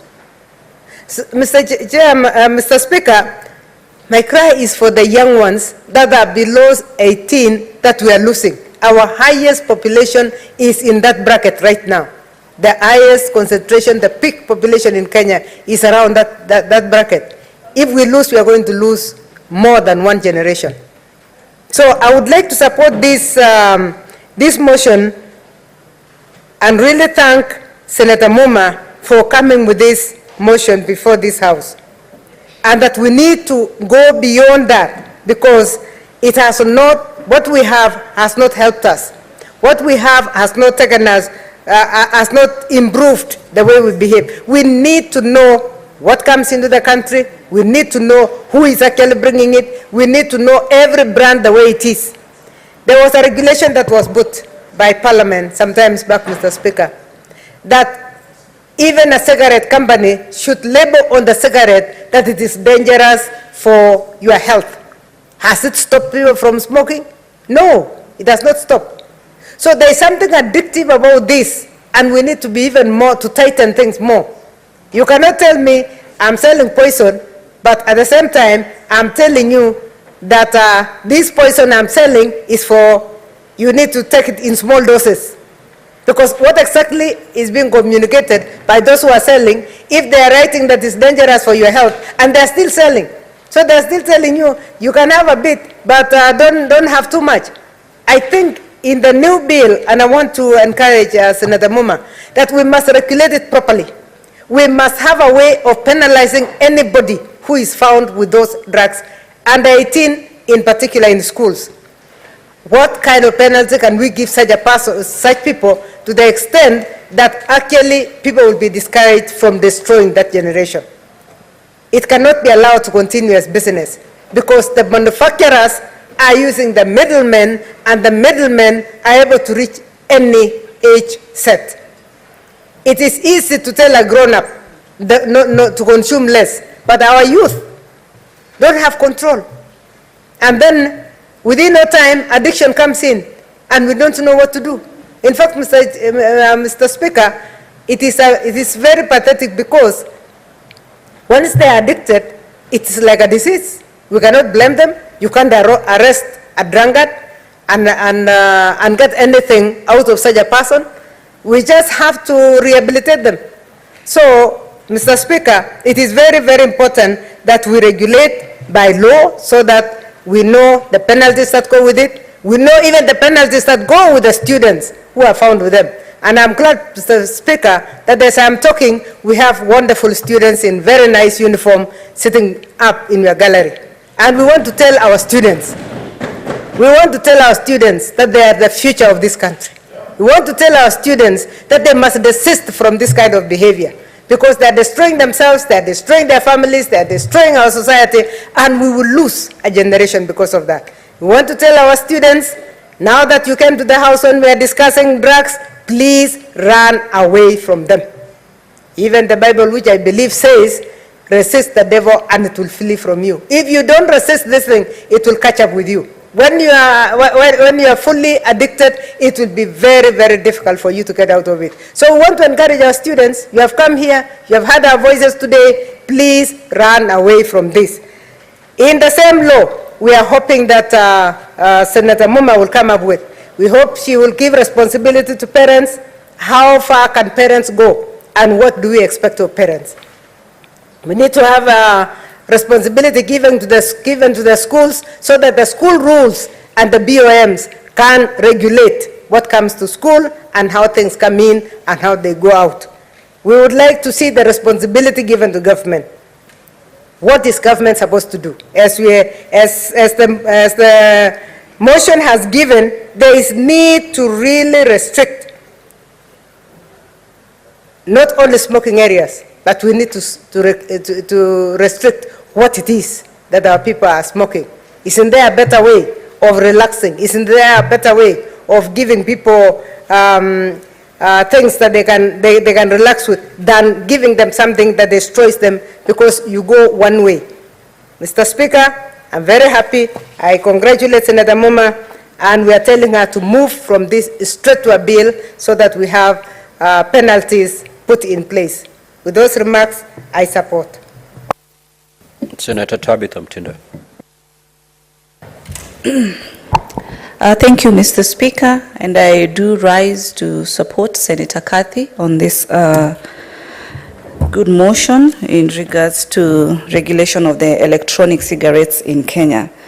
And I want to say, as a leader, as a parent, I do highly support. I agree, in 2023 we are at a millennial stage whereby our youths are so much into the lifestyle in terms of what is current, what is trending, and they are trying also to fit. And out of influence, they are also trying to show the status that they are also understanding what is current, because this kind of gadgets that are in place are current. In the 80s, in the 70s, we never used to have this. A bigger percentage of the electronic cigarettes, over 80–90% is with the youths, not really with the old people, but with the youths. So this brings about the issue of lifestyle within our youths. Some of them are even in the working sector, and you find that we see in the public, they call luxurious points, like the clubs, whereby this is what is so much trending. Like, if you do not know how to use this gadget, then you're not a millennial, you're not up to the 2023 status and lifestyle and class, and it's very quite saddening. You find that, Mr. Speaker, what Senator Kadhi has talked about, one of the issues is in terms of restriction on the use. Advertisements as guided, they need to stipulate, as stipulated also in the alcohol, whereby it should be between age 18 and above. When this is not put in place, because I've seen some of these gadgets, I've traveled, I've seen them locally here, they're there with our youth so much, both hidden and public, but the effects are quite very discouraging. They are quite very sad, putting in mind where we are, where issues like cancer have become so prone at this particular time, you know, and it's brought about by some of these chemical components that are found in some of these electronic gadgets that are in place. And this is actually, you find that way back we used to have patients with cancer a bit old age, but right now even the younger generation, sorry to say, but they're dying because of cancer issues, and these are things that are also brought about by this particular kind of modern gadgets. Our communication is to who? Our communication is to the youth, because the decision lies, yes, with their decision to be able to embark and be able to use these gadgets. But in the long run, definitely it affects them very highly. As much as parents, I agree they have a role to play. But you see, when you are over 18 in this country, you have an ID card, then you are responsible. You should be responsible, you are independent, and you should be able to be much cautious. But I want to tell the youths that should be very careful moving forward, because where we have these gadgets, but as we continue, more different technology of electronic cigarettes are coming about. I want to add that you should turn this now into a bill and put measures where that the government will be also able to control and put measures in terms of what kind of tobacco is being imported into this country. As much as we support manufacturing and all that, but also it's key in terms of health issues in regards to our own people.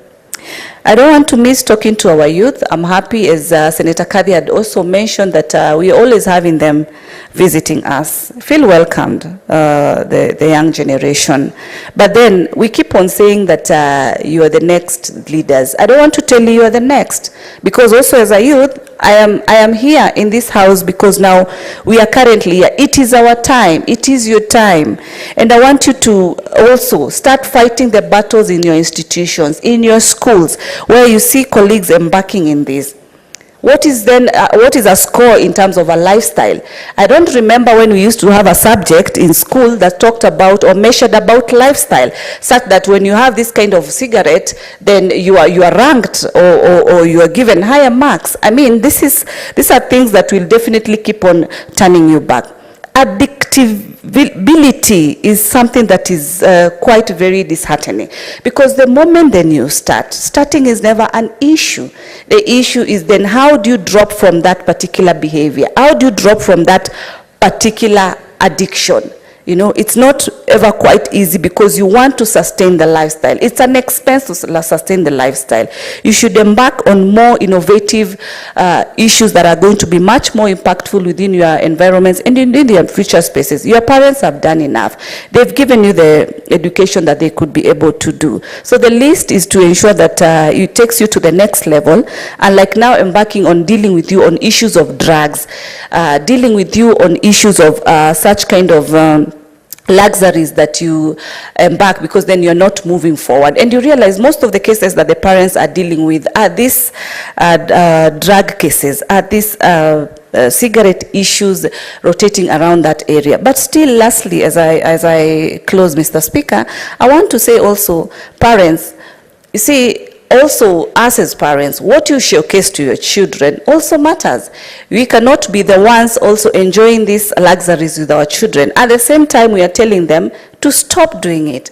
We have a key role to play on the examples that we give to the children, on the ways that we show our children, because it has become like a don't care attitude, whereby even parents are sitting down to wine and drink and smoke with their young generation, you know, saying that, you know, we are in 2023, it's modern, but now we are killing our youths.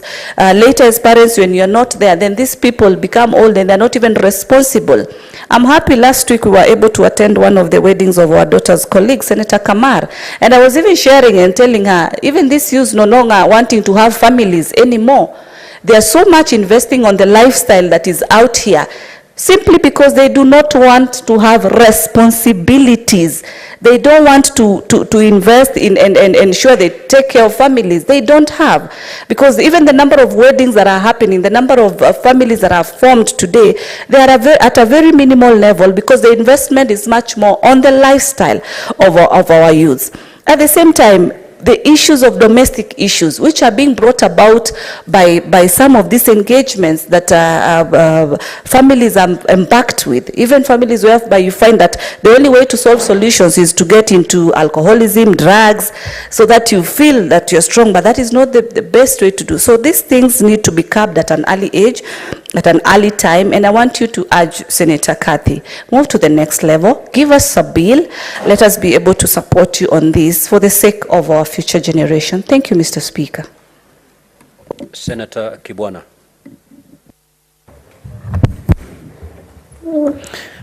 Asante Bwana Spika, na mimi naomba kuchangia kidogo uvutaji wa wanaita e-cigarette ama ni shisha. Kusema kweli, hili ni janga kubwa kwa vijana wetu, wamejiingiza katika haya matatizo ya kuvuta. Na inaonekana kuwa wakianza kuvuta hii e-cigarette ama shisha ama ingine inaitwa vape, ni kuwa wanajiingiza katika mambo mengi zaidi. Hii shisha na hii cigarette zimeongezewa vitu vingine, vitu kama bangi, ya kuwapoteza watoto wetu, na unaona kuwa hiyo sio sigara tu, lakini vitu vingine zaidi vimeongezwa. Kusema kweli, hii ni tatizo kubwa, kwa sababu kwanza inaleta matatizo ya moyo, inaleta fungus kwenye kifua, tuseme pia kifua kikuu, inaleta pia kwa wale bado wanawake wajawazito, inaleta watoto wanazaliwa wakiwa na kilo kidogo, tasema mtoto mwenye uzito mdogo, na pia kuchakaa kwa ngozi. Inaleta fangasi ama asthma pia, na hii ni addiction kubwa sana. In fact, wao wenyewe wanajiletea hii uraibu wa nicotine. Unajikuta ukitoka hapo unajiingiza kwenye pombe, unajiingiza kwenye uraibu zaidi, unajiingiza katika hii nyingine, vitu vingine wanaita mogoka.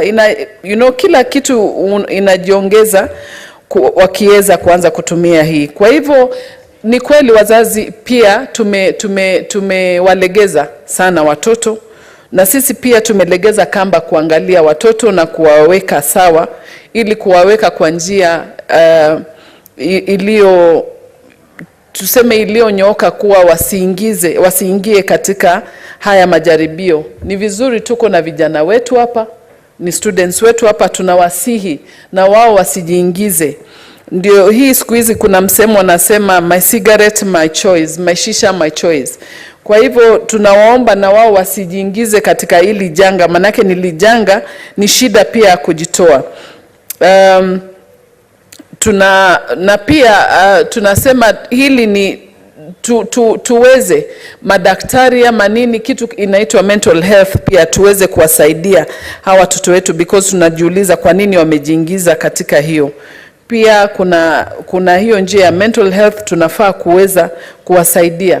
Lakini nilikuwa nataka kumweleza kakaangu Seneta Boni Khalwale, kwa kusema kweli watoto wote wengi wale amewataja kuwa wameingia katika hii kuwa ni wazazi single mothers, kusema kweli hiyo nakataa nayo, kwa sababu kuwa hawa single mothers ni wale wao bwana mwenyewe ameoa bibi wengi na amedecide kuacha, watafanya nini? Bado jina itaitwa single mothers.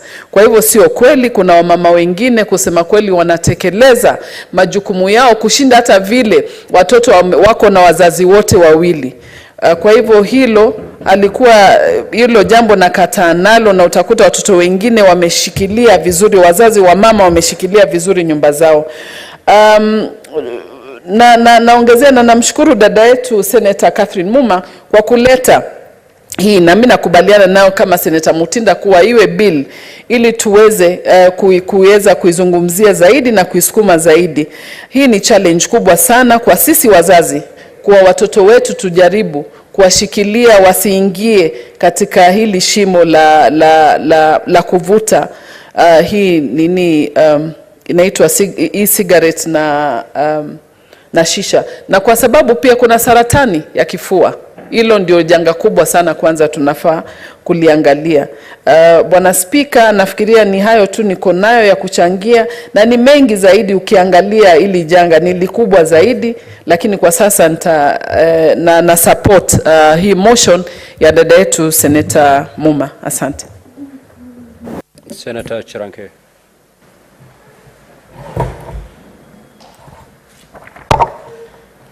Thank you, Mr. Speaker, sir. I want from the onset to congratulate Senator Catherine Muma for this wonderful motion. Mr. Speaker, sir, I think as we go into the future, there are many things that were not regulated before, but now, Mr. Speaker, is being regulated by is yet to be recognized. Mr. Speaker, many years ago in this country, when we came up with the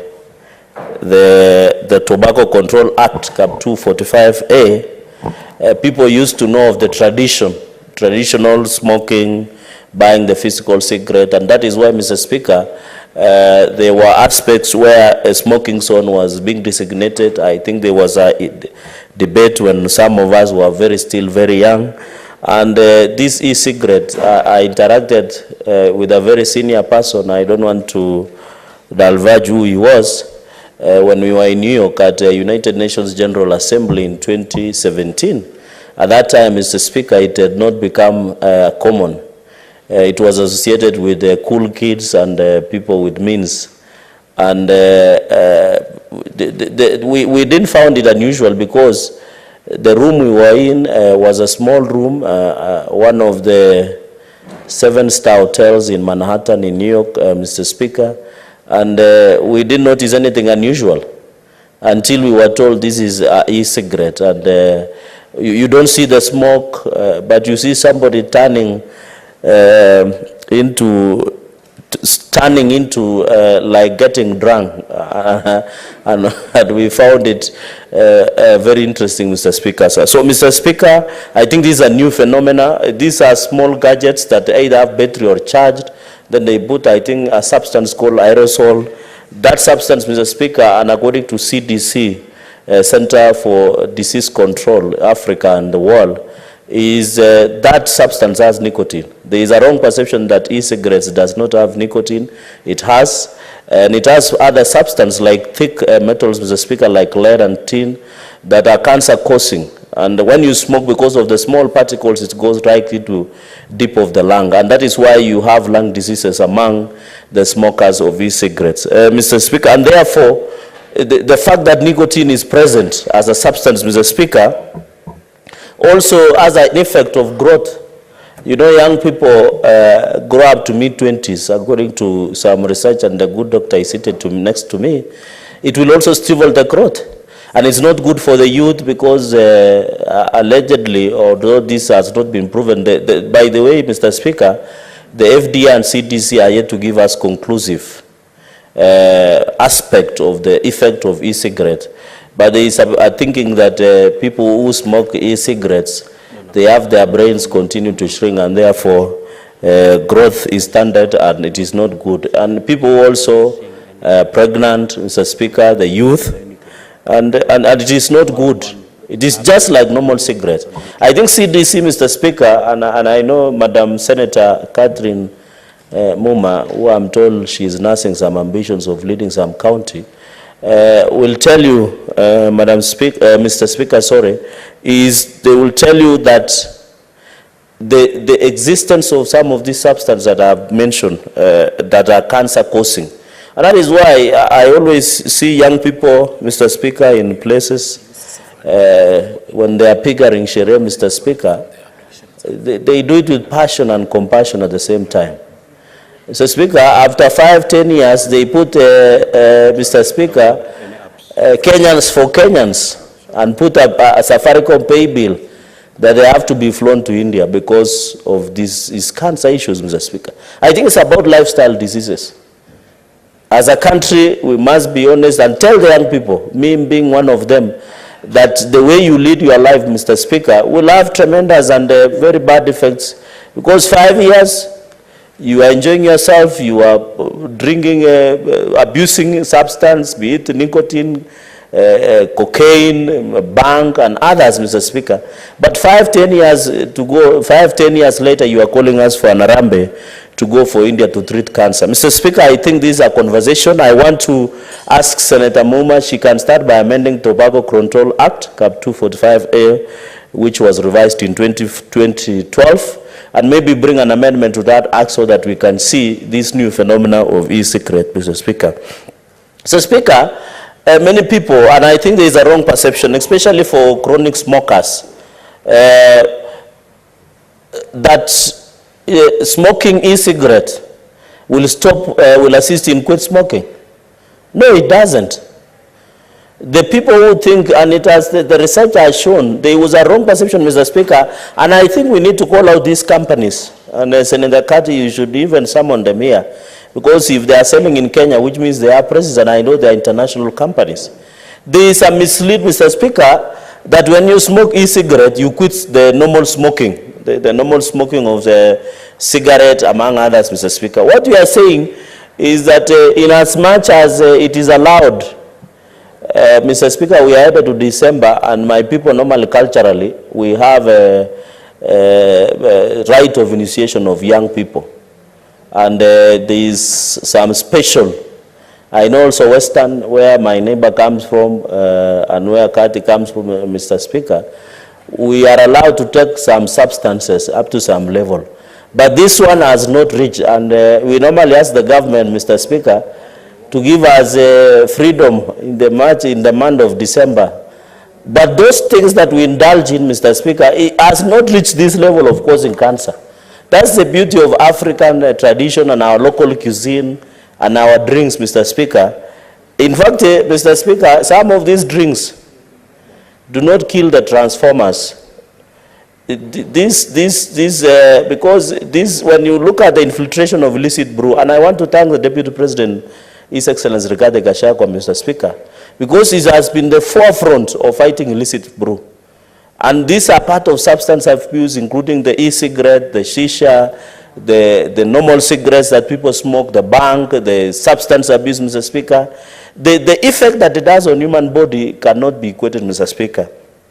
And you remember in Genesis, Mr. Speaker, for us who are Christian believers, and I can see our parliamentary prayer coordinator, Senator Manso, who was leading the National Prayer Breakfast the other day, is that we have an obligation to fill the wall. But some of these substances, after taking them, Mr. Speaker, as my sister alluded, the machines go silent at night when it is needed the most, Mr. Speaker, by the young people, which undermines the growth of our population in this country, Mr. Speaker. So it is something, a conversation we must have. It is a multifaceted conversation, Mr. Speaker. And I want to ask, as a Senate and Parliament, to take the lead, engage health, engage CDC, engage other health research institutes, KEMRI, so that our people can get the truth. And Senator Kati, you should demand from these makers of e-cigarettes to also display in the e-cigarettes, Mr. Speaker, to say smoking of e-cigarette is harmful to your health, just the way the cigarettes are being done, Mr. Speaker. Mr. Speaker, finally, because I just have final 2 points, Mr. Speaker, so that my colleagues can contribute, is on the issue of, you know, Mr. Speaker, there is a new trend, and I hope Senator Catherine Muma is noting. Under the Tobacco Control Act, they didn't prohibit selling through internet or online selling. Mr. Speaker, many things are being sold online nowadays, including, I can mention some of them, I can mention some of them. Nowadays, Mr. Speaker, you don't need to go, for example, to Toy Supermarket or Kigomba to buy something. You go online and buy it through Kilimall, among other online, even when you are abroad, Mr. Speaker, when you are traveling. And I think some of us have been long traveling, and I know the Commissioner will note this one, Senator Okongo Mgeni, Senior Counsel. Mr. Speaker, the farthest some of us have traveled is my village in Mosoriat and back to Nairobi. So for some of us who have had a privilege of traveling before, is you can sit in your hotel somewhere.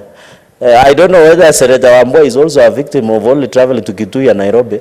Is where you can sit in your hotel, Mr. Speaker, and you just buy your tie or your suit or your cloth or anything. So, Kathy, you must amend the tobacco and ensure that if they sell through the internet and online selling, they must be prohibited, or they must display a caveat or a caution, Mr. Speaker, so that when our young people, Mr. Speaker, this issue of internet, we must regulate. That's why our young people can watch pornography issues on internet. You can see even there was a child that was being rescued. Even pedophiles thrive in internet, Mr. Speaker. And I think I want to thank the government, Mr. Speaker, and the President for having a meeting in Silicon Valley and also with TikTok owners. Because, Mr. Speaker, after 2 a.m., after 1 a.m., Mr. Speaker, to around 4 a.m. in the morning, especially Kenyan time, for some of us, I'm not a night runner, but some of us who are late, who don't sleep very early, Mr. Speaker, because of other duties, you find when you used to go to TikTok live, Mr. Speaker, it was embarrassing. It was a shaming, Mr. Speaker, and I want to thank the President for taking the lead by ensuring that the app of live in TikTok was being removed, Mr. Speaker, because it was killing our youth. Mr. Speaker, you have your son and daughter, they cannot wake up before midday because they were at TikTok the whole morning. That is what was encouraging pedophile activities, and even a girl was being reached going to Zambia to look for somebody in Zambia, Mr. Speaker. And that is why we must agree on the issue of online marketing. Mr. Speaker, I want to say under the amendment that Senator Catherine Muma will bring, it will be very important. And I want to ask Senator Catherine Muma in conclusion, Mr. Speaker, that she should work hard. Wananchi notice such efforts. And when your time comes, you will reap. They say you don't reap what you didn't sow, Mr. Speaker. So I support this motion. We hope it will translate into amendment to the bill, or even come up with a whole bill together and put all these substance, Mr. Speaker. And I want to ask the necessary agencies to continue, Kenya Bureau of Standards and other agencies to continue cracking down the issues of substance so that our young people can be free, they can be energetic and serve this nation to another level. Mr. Speaker, with your indulgence and with tremendous respect, thank you for giving me this opportunity, and thank you for allowing me to add our voice and continue to ask our young people to try and keep off from drugs, because it does not help in any way. I thank you, Mr. Speaker, sir. Senator Manzo. Thank you, Mr. Speaker, for giving an opportunity to contribute in this very important motion. Mr. Speaker, this cigarette smoking has walked a journey in history from the days to enough research has not been done, and from the days the problem was not certain. Mr. Speaker, I want to move a little bit from the way we have done it this morning and do it by example. When I was in lower primary school, Mr. Speaker, and I had climbed a bus, and the tout was smoking, and that smell, I could smell it. I found it so nice, and I thought it was very cool, and I told myself when I grow up, I would definitely smoke because it's a very good thing. But when I went to high school, I found Dr. Griffin, the then director of Sarai Boys Center, was struggling to stop smoking. And he had used various methods, and it was very difficult for him to get out of addiction of nicotine. And he had even gotten experts to help him from abroad, and one of it was, that's what Honorable Cheragay, my good friend, has talked about. I don't know what has happened to his eyes. Maybe somebody smoked near him. You tell me of a lunch hour. You know, he was, even you see the filters, you know, there was that myth. If you go and you use filters, and eventually you know you'll quit, you know, through that method. And it took him a long time to eventually quit smoking. And later on, as I grew up and I had very strict parents, I learned that cigarette smoking was harmful to health. And again, there was an advertisement which used to run on radio because the law had not developed as it is today. And the singing of the lady in that advertisement was so amazing in that it kept on ringing in my mind for many years, even up to today. And you see, that's what advertising done. And now advertising has moved from radio and from television to e-advertising and e-selling, where this is what Senator Muma is trying to address. And it can be, you know, if it is online, wrong message will be passed. The message that cigarette smoking is dangerous, which is written on some of the cigarettes, as you know, and some pictures there, you know, drawn there about cancer and other defects. That message doesn't go more than the message of people getting to cigarette smoking, especially through advertisement in the internet. And one of the issues she wants to deal with is the definition, which is already in Section 2 of the current Act, which has to be defined to include the modern trades, which has come up with cigarette smoking. Then the age is 18. But what happens to secondary smokers? What do you do to parents who smoke and their children pick the habits, or the nicotine has already gone to them, like it happened in my case when I was in primary school? So what's the real age will you discourage cigarette smoking? That has to be reviewed from 18 and then mixed up with the e-marketing, whereby children even have access. And then there is an issue of advertising promotion and sponsorship, which has been done by the companies which deal with that, and the advertising has moved from radio, television to e-advertising. How do we deal with that? Because we need a law.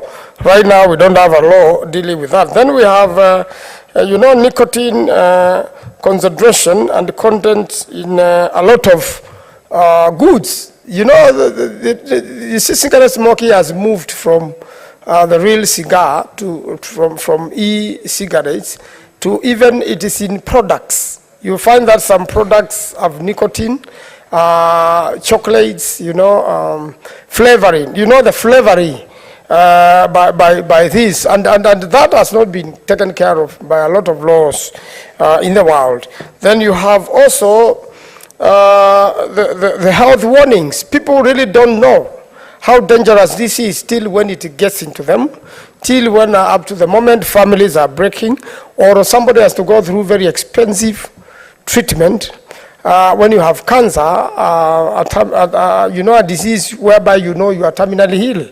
Even if you are flown to India, even if you are taken anywhere, even if you have, people are just fundraising to extend your life.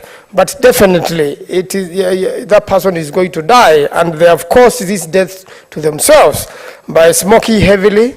And again, also when young ladies smoke, they are expecting, the nicotine stays in the body and affects pregnancies. Then you have children born unhealthy. We have really not gone into the details of this in terms of our law. And then there is the issue of taxation and the pricing, so that cigarettes business should be so expensive to run.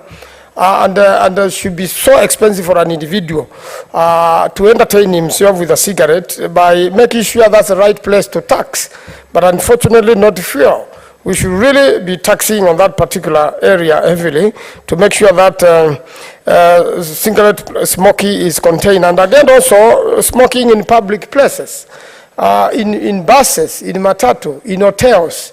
Even in the towns now we have a law designating this. And then what is the role of devolution? What's the role of the counties? We are just about to do a devolution conference in Mashinani. So then how this is a matter which is also devolved. It's a national matter, and at the same time it's a devolved matter. So how do we go about that, and exactly so that we can make sure? Now there are countries which Honorable Muma has talked about. There are quite a number of more countries she has not captured who have dealt with this scenario, and they come from the Commonwealth jurisdiction. We share similarity in history and our lawmaking, and I believe, Mr. Speaker, we should copy some of these good examples in the world so that we can fight cigarette smoking, especially the e-cigarette smoking and the e-marketing and everything which has now gone electronic, dealing with cigarette smoking and whatever the filtering. The final dangerous active reagent is nicotine. What do we do to make sure that nicotine does not affect children or people who are not willing to be affected or secondary smokers? I do support, and I'm willing to work with a very active Senator Muma, whose husband was my lecturer at University of Nairobi as a law student. And it's a family I admire very much on what they do to change the lives of people in many, many spheres of life. I really want to work with her to make sure this transforms into a bill, and we can make strong laws to make sure children of this country and to make sure secondary smokers or people not willing to smoke are assisted, and to make sure that those who smoke, they know they are killing themselves. I thank you, Mr. Speaker. I support. Senator Joyce Korir.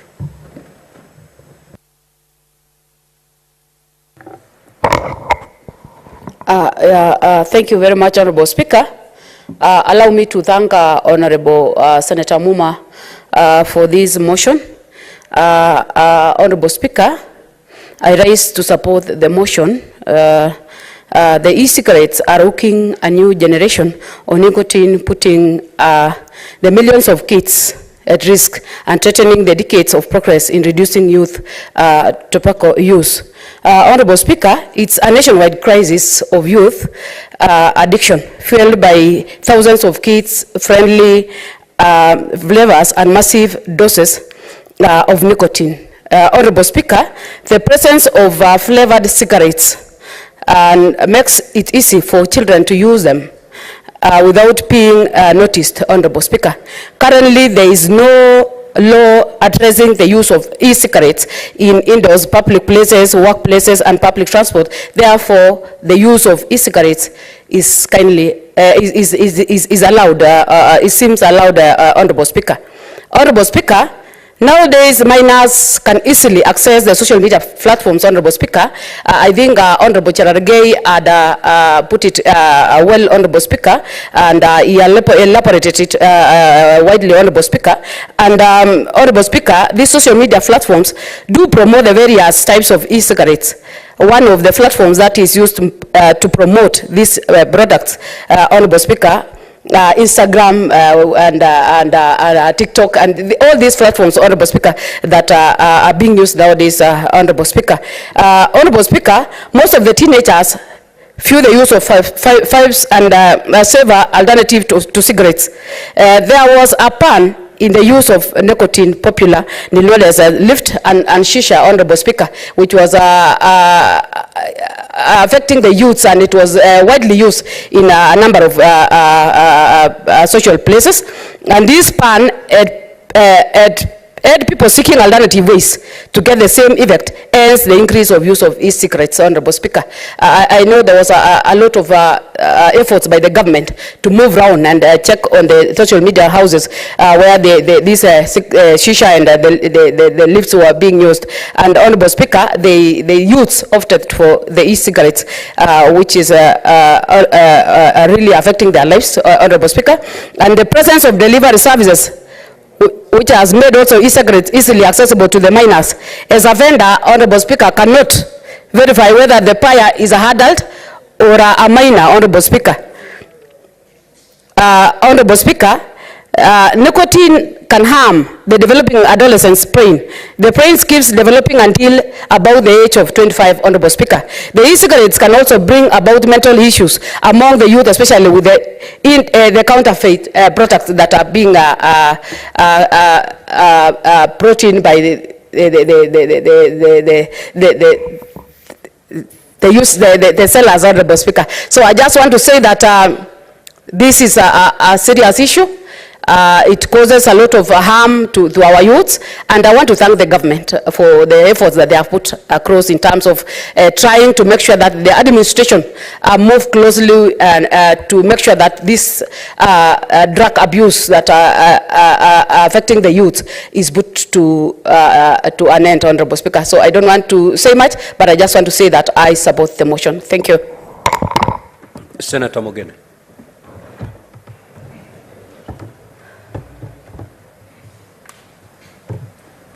Thank you, Mr. Speaker, for giving me an opportunity to also make my contribution. Mr. Speaker, I will not belabor the point that honorable senators have raised before the floor on the dangers that are posed to our young people who engage in e-cigarettes smoking. Most of us who are parents, who have nieces, neighbors, young children, we know that it's almost becoming the in thing, Mr. Speaker, for any young adult, not even a young adult, even those who have not attained the age of 18, to think that it's very cool to engage in e-cigarette smoking. And these cigarettes are all over, available in many of the outlets. So, Mr. Speaker, this motion is very timely because as a country, we need to respond to a crisis that we are facing. When I project, Mr. Speaker, 100 or 50 years, when maybe some of us will no longer be in this world, I don't know what kind of generation we are going to leave behind. It's a crisis that should worry all of us. Our grandparents, our parents used to care about how they hand over to the next generation. But it seems for us, we are a country that is in a crisis. That's why, Mr. Speaker, we need to look deeply into this motion and see what interventions the government can put in place. It's good to adopt maybe best practices from the West, but they have also come with a cost to us. When we were in school, Mr. Speaker, we had very strict rules. You knew that there are some things if you did, you will get serious caning from teachers. And I'm sure people like Senator Galwale may have been caned once or twice. Because teachers were not joking. They were serious. They wanted to mold generations for the future. But now we have come with another freedom where our young people can question teachers. Our young people don't have the respect we had for teachers. In my days, Mr. Speaker, if I'm walking and a teacher is approaching, I stop, I freeze. The teacher passes before I pass. If a teacher says there is no smoking in school, you need business. And the consequences were serious. If you are caught, it could begin with a suspension, then it ends with an expulsion. So we really must urge the government to come with new policies in our schools where those who are caught can also face serious consequences.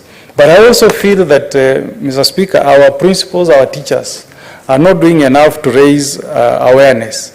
In our days in 1984-85, when we had the outbreak of HIV/AIDS, Mr. Speaker, there was a lot of effort from our teachers to educate us about what AIDS was all about, the risk.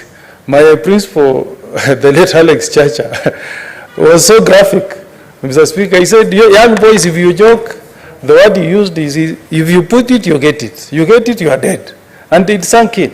And I remember that the MOH was brought to school to teach us about the symptoms of AIDS. And it was so scary. So before you tune a lady, you used to remember what you were told by the MOH. What are the symptoms? Those days they used to say you will go within 6 months. But I don't think currently we have these kind of programs in our schools where we invite people to come, talk to our young kids. And if we want to make it cool, let's go to a situation where we even take our young kids to workshops. And we get their peers who can talk to them about the dangers of these things. Because this is something worth an investment from our government. I am told, I'm lucky, Mr. Speaker, because I've never been a smoker myself, but I'm told that if you put intervention early enough, you can save some of these kids. Mr. Speaker, why can't we have a budget by the government? If Kalwale is a doctor, will tell us. I'm told there are some substances. If you are given, you are in smoking, it could help you in quitting.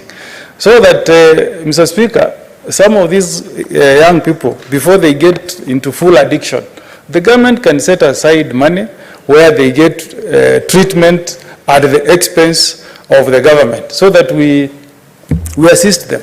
But, Mr. Speaker, I'm even worried of a serious problem. The problem of hard drugs. And when we passed our Constitution 2010, we committed a few mistakes. One of them, Mr. Speaker, is what we put in chapter 4 of our Constitution, that every offense is bailable. You get somebody today offering drugs to young people, even if it's a 12-year-old, he goes to court, he's charged, tomorrow he's free. He goes back to the market to sell the substance to more children. In countries like China, if you are caught with the drugs, Mr. Speaker, you can be sure that that's the end of your freedom till your case is heard and determined. And I think we need to revisit.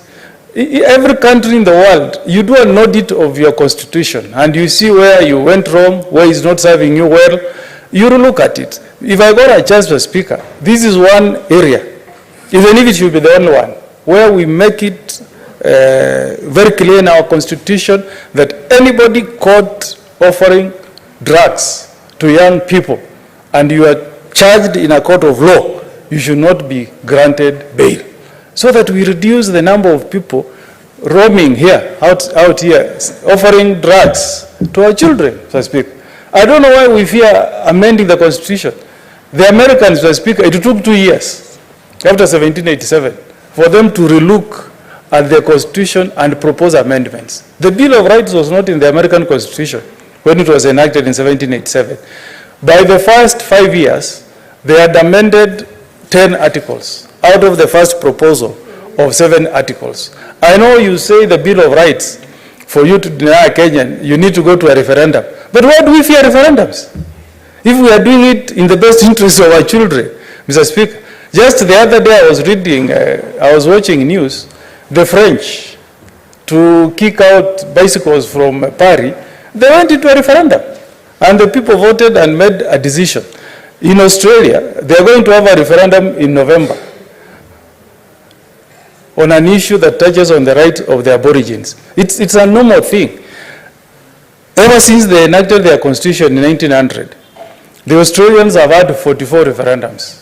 Out of these 44, only 8 have gone through. The rest have been rejected. I really want to urge us as leaders to one time have a conversation. If this issue of drugs has reached the levels it has reached, it's causing a crisis to our youths. Let us revisit our Constitution 2010, and if it needs us to amend the Constitution to deny those who are selling narcotics and other drugs to our young people, we do it. They are cashiers. They are cashiers. In Kenya here, they used to go to court today, next week they are free. In America, the moment they left this country, they have never seen freedom to date. And that's how you deal with hard drugs. It's not a matter to joke with, Mr. Speaker. That's why many countries take it seriously. I want to urge my colleagues, honorable senators, let us have a serious conversation. We elevate the motion that has been brought here by Senator Catherine Muma to a holistic approach where we look at not only e-cigarettes, but also the dangers that young people are facing from this addiction of not only e-cigarettes, but also the issue of hard drugs. So I support this motion, Mr. Speaker, and I hope that we'll really elevate this to another level so that we can save our future generation. With those remarks, Mr. Speaker, I fully support. Thank you. Senator Wambua.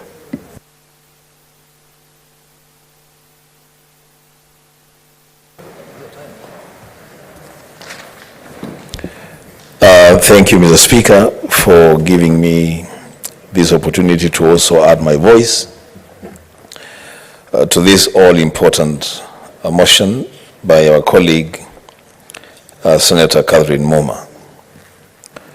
The Speaker, from the onset, I support the motion, but as my colleagues have said, perhaps the promoter of the motion may want to consider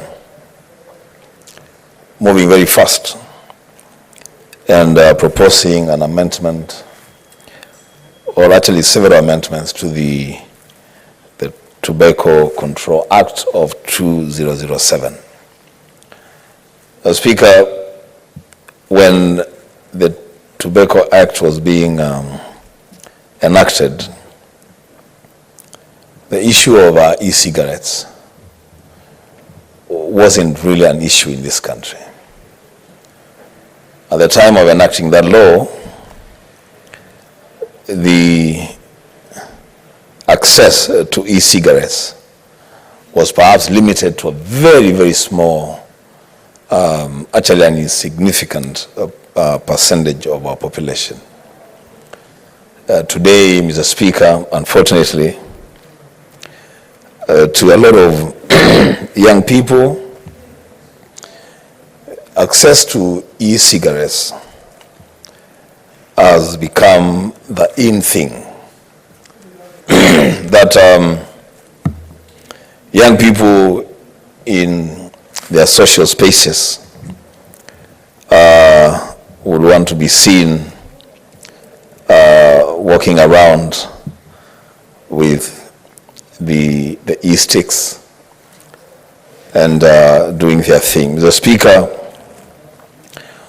what Senator Muma has done in this motion is to actually trigger the need to consider a real national dialogue on tobacco and substances abuse. Speaker, we may not want to admit it, but the fact, whether we admit it or not, is that we are, as a country, we are losing an entire generation to drugs and substances abuse. And, Mr. Speaker, we are all to blame for this,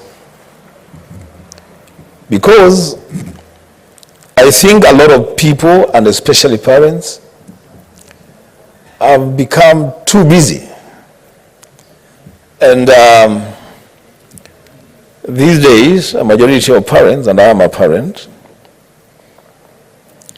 struggle to create time to do parenting, to squeeze time for their families because they are busy doing other things, including attending to Senate official businesses. Speaker, the net effect of that is that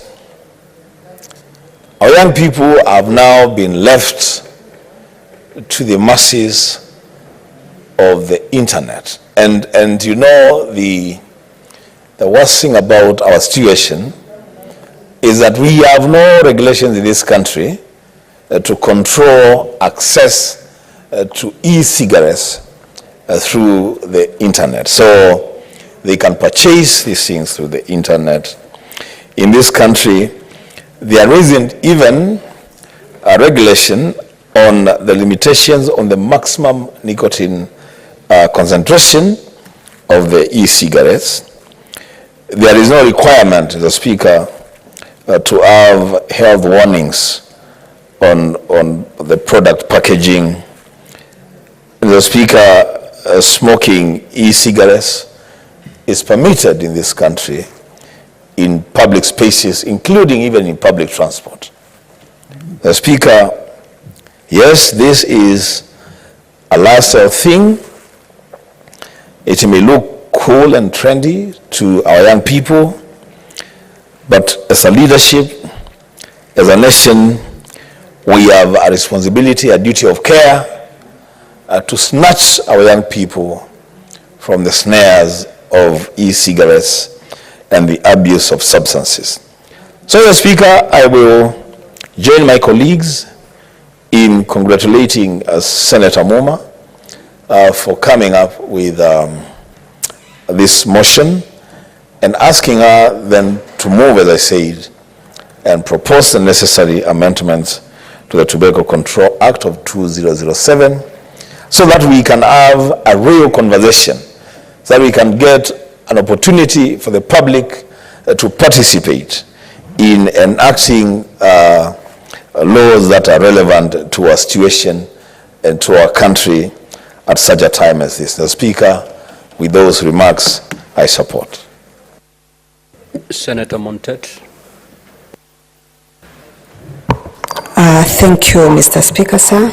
I also rise to support the motion, very important motion, brought up by my colleagues, Senator Kadhi, touching on a very, very important part of our society, our youth, and the future, our future. Mr. Speaker, sir, I want to encourage him, as my colleagues have, that this motion should be elevated to the next level so that we can have the laws guiding this purchase and the smoking and everything concerning e-cigarette. It's so sad, Mr. Speaker, sir, that the e-cigarette has really been abused by our youth. Now, most cases very hard,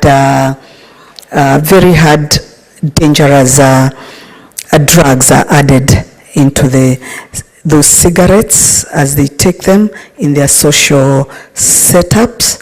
And we end up having very, very saddening situations, having so many of our youth in rehabilitation centers looking very bad. Mr. Speaker, sir, it is because there is no the law is not there to govern this particular issue on e-cigarettes. Even the teachers in schools are finding it very difficult to control the use of e-cigarettes. As it has been said by many of my colleagues, that it has become the norm or the cool thing to be on e-cigarettes on our youth. And the fact that most of our youth are able to access the internet at a very early age and with no controls, Mr. Speaker, sir, this has really contributed a lot in promotion of abusing this substance. So, Mr. Speaker, sir, I would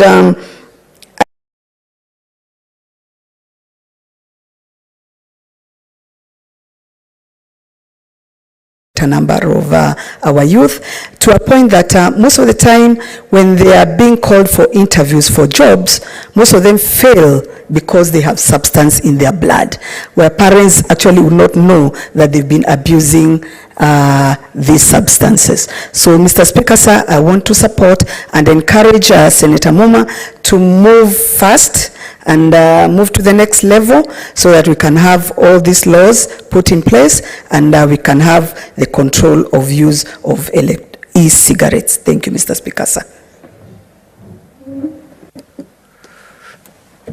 Senator Muma, you may now proceed to.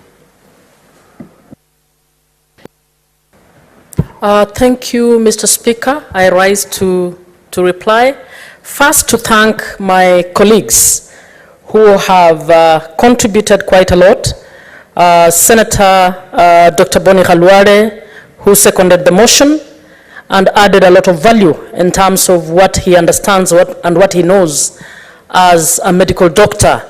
Senator Professor Margaret Kamar, Senator Mutinda, Senator Hamida, Senator Cherarke, Senator Maanzo, Senator Korir, Senator Mogeni, Senator Wambua, and Senator Montet. Mr. Speaker, it seems as though even as I was researching on this motion that colleagues have contemplated and thought through this issue. I say so because every one of them has actually added an issue that I had not picked, an issue that I had not thought through. So I believe that this motion is a motion that is not just moved by Senator Muma, but is a motion that I believe this Senate would want to move to the next level. Mr. Speaker, as I researched, I realized that we need to go where colleagues have asked me to go in terms of developing a bill. And I have in fact done a research paper that I will be forwarding to the legal team to help us to draft that bill. Mr. Speaker, I call on everyone in the House to be ready to contribute to this bill so that this bill is our bill and is a bill for the Kenyan people and the Kenyan young people. I wish to therefore support and submit and thank the House for the entire support. Speaker, I also want to thank you for sitting throughout. I know I was not able to relieve you because I was the mover of the motion. I really appreciate that you are able to sit through the whole session. Thank you very much, Mr. Speaker.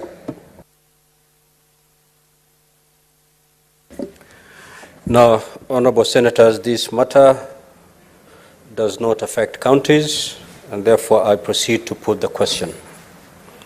That aware thus Section 68(1)(b) of the Health Act 2017 provides for interventions by the national government to reduce the use of tobacco and other addictive substances and to counter exposure of children and others to tobacco smoke, and Section 32 of the Tobacco Control Act 2007 provides for the right of every person to a smoke-free environment, including the protection from exposure to second-hand smoke. Concerned that while the Tobacco Control Act defines key terms and covers topics including, but not limited to, restrictions on public smoking, tobacco advertising, promotion and sponsorship, and packaging and labeling of tobacco products, Section 2 of the Act does not contemplate non-tobacco products and therefore lacks restrictions on the use, advertising, promotion and sponsorship, or packaging and labeling of synthetic nicotine in the form of e-cigarettes, resulting in the increase in popularity and consumption of e-cigarettes among the youth, including minor children. Now, therefore, the Senate resolves that the Minister of Health should urgently convene an all-inclusive stakeholder forum to do the following. 1, develop a national policy regulating e-cigarettes and all related elements, including vape pens, e-liquids, flavors, and their marketing and advertising in mainstream media as well as social media. And 2, establish rules to govern the production, sale, advertising, and consumption of synthetic nicotine and control the illicit trade of counterfeit products.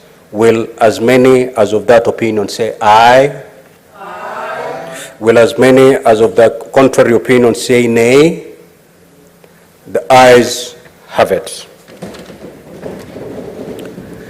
Now, honorable senators, there being no other business on the order paper, the Senate stands adjourned until today, Wednesday, 20th, 2023 at 2:30 p.m.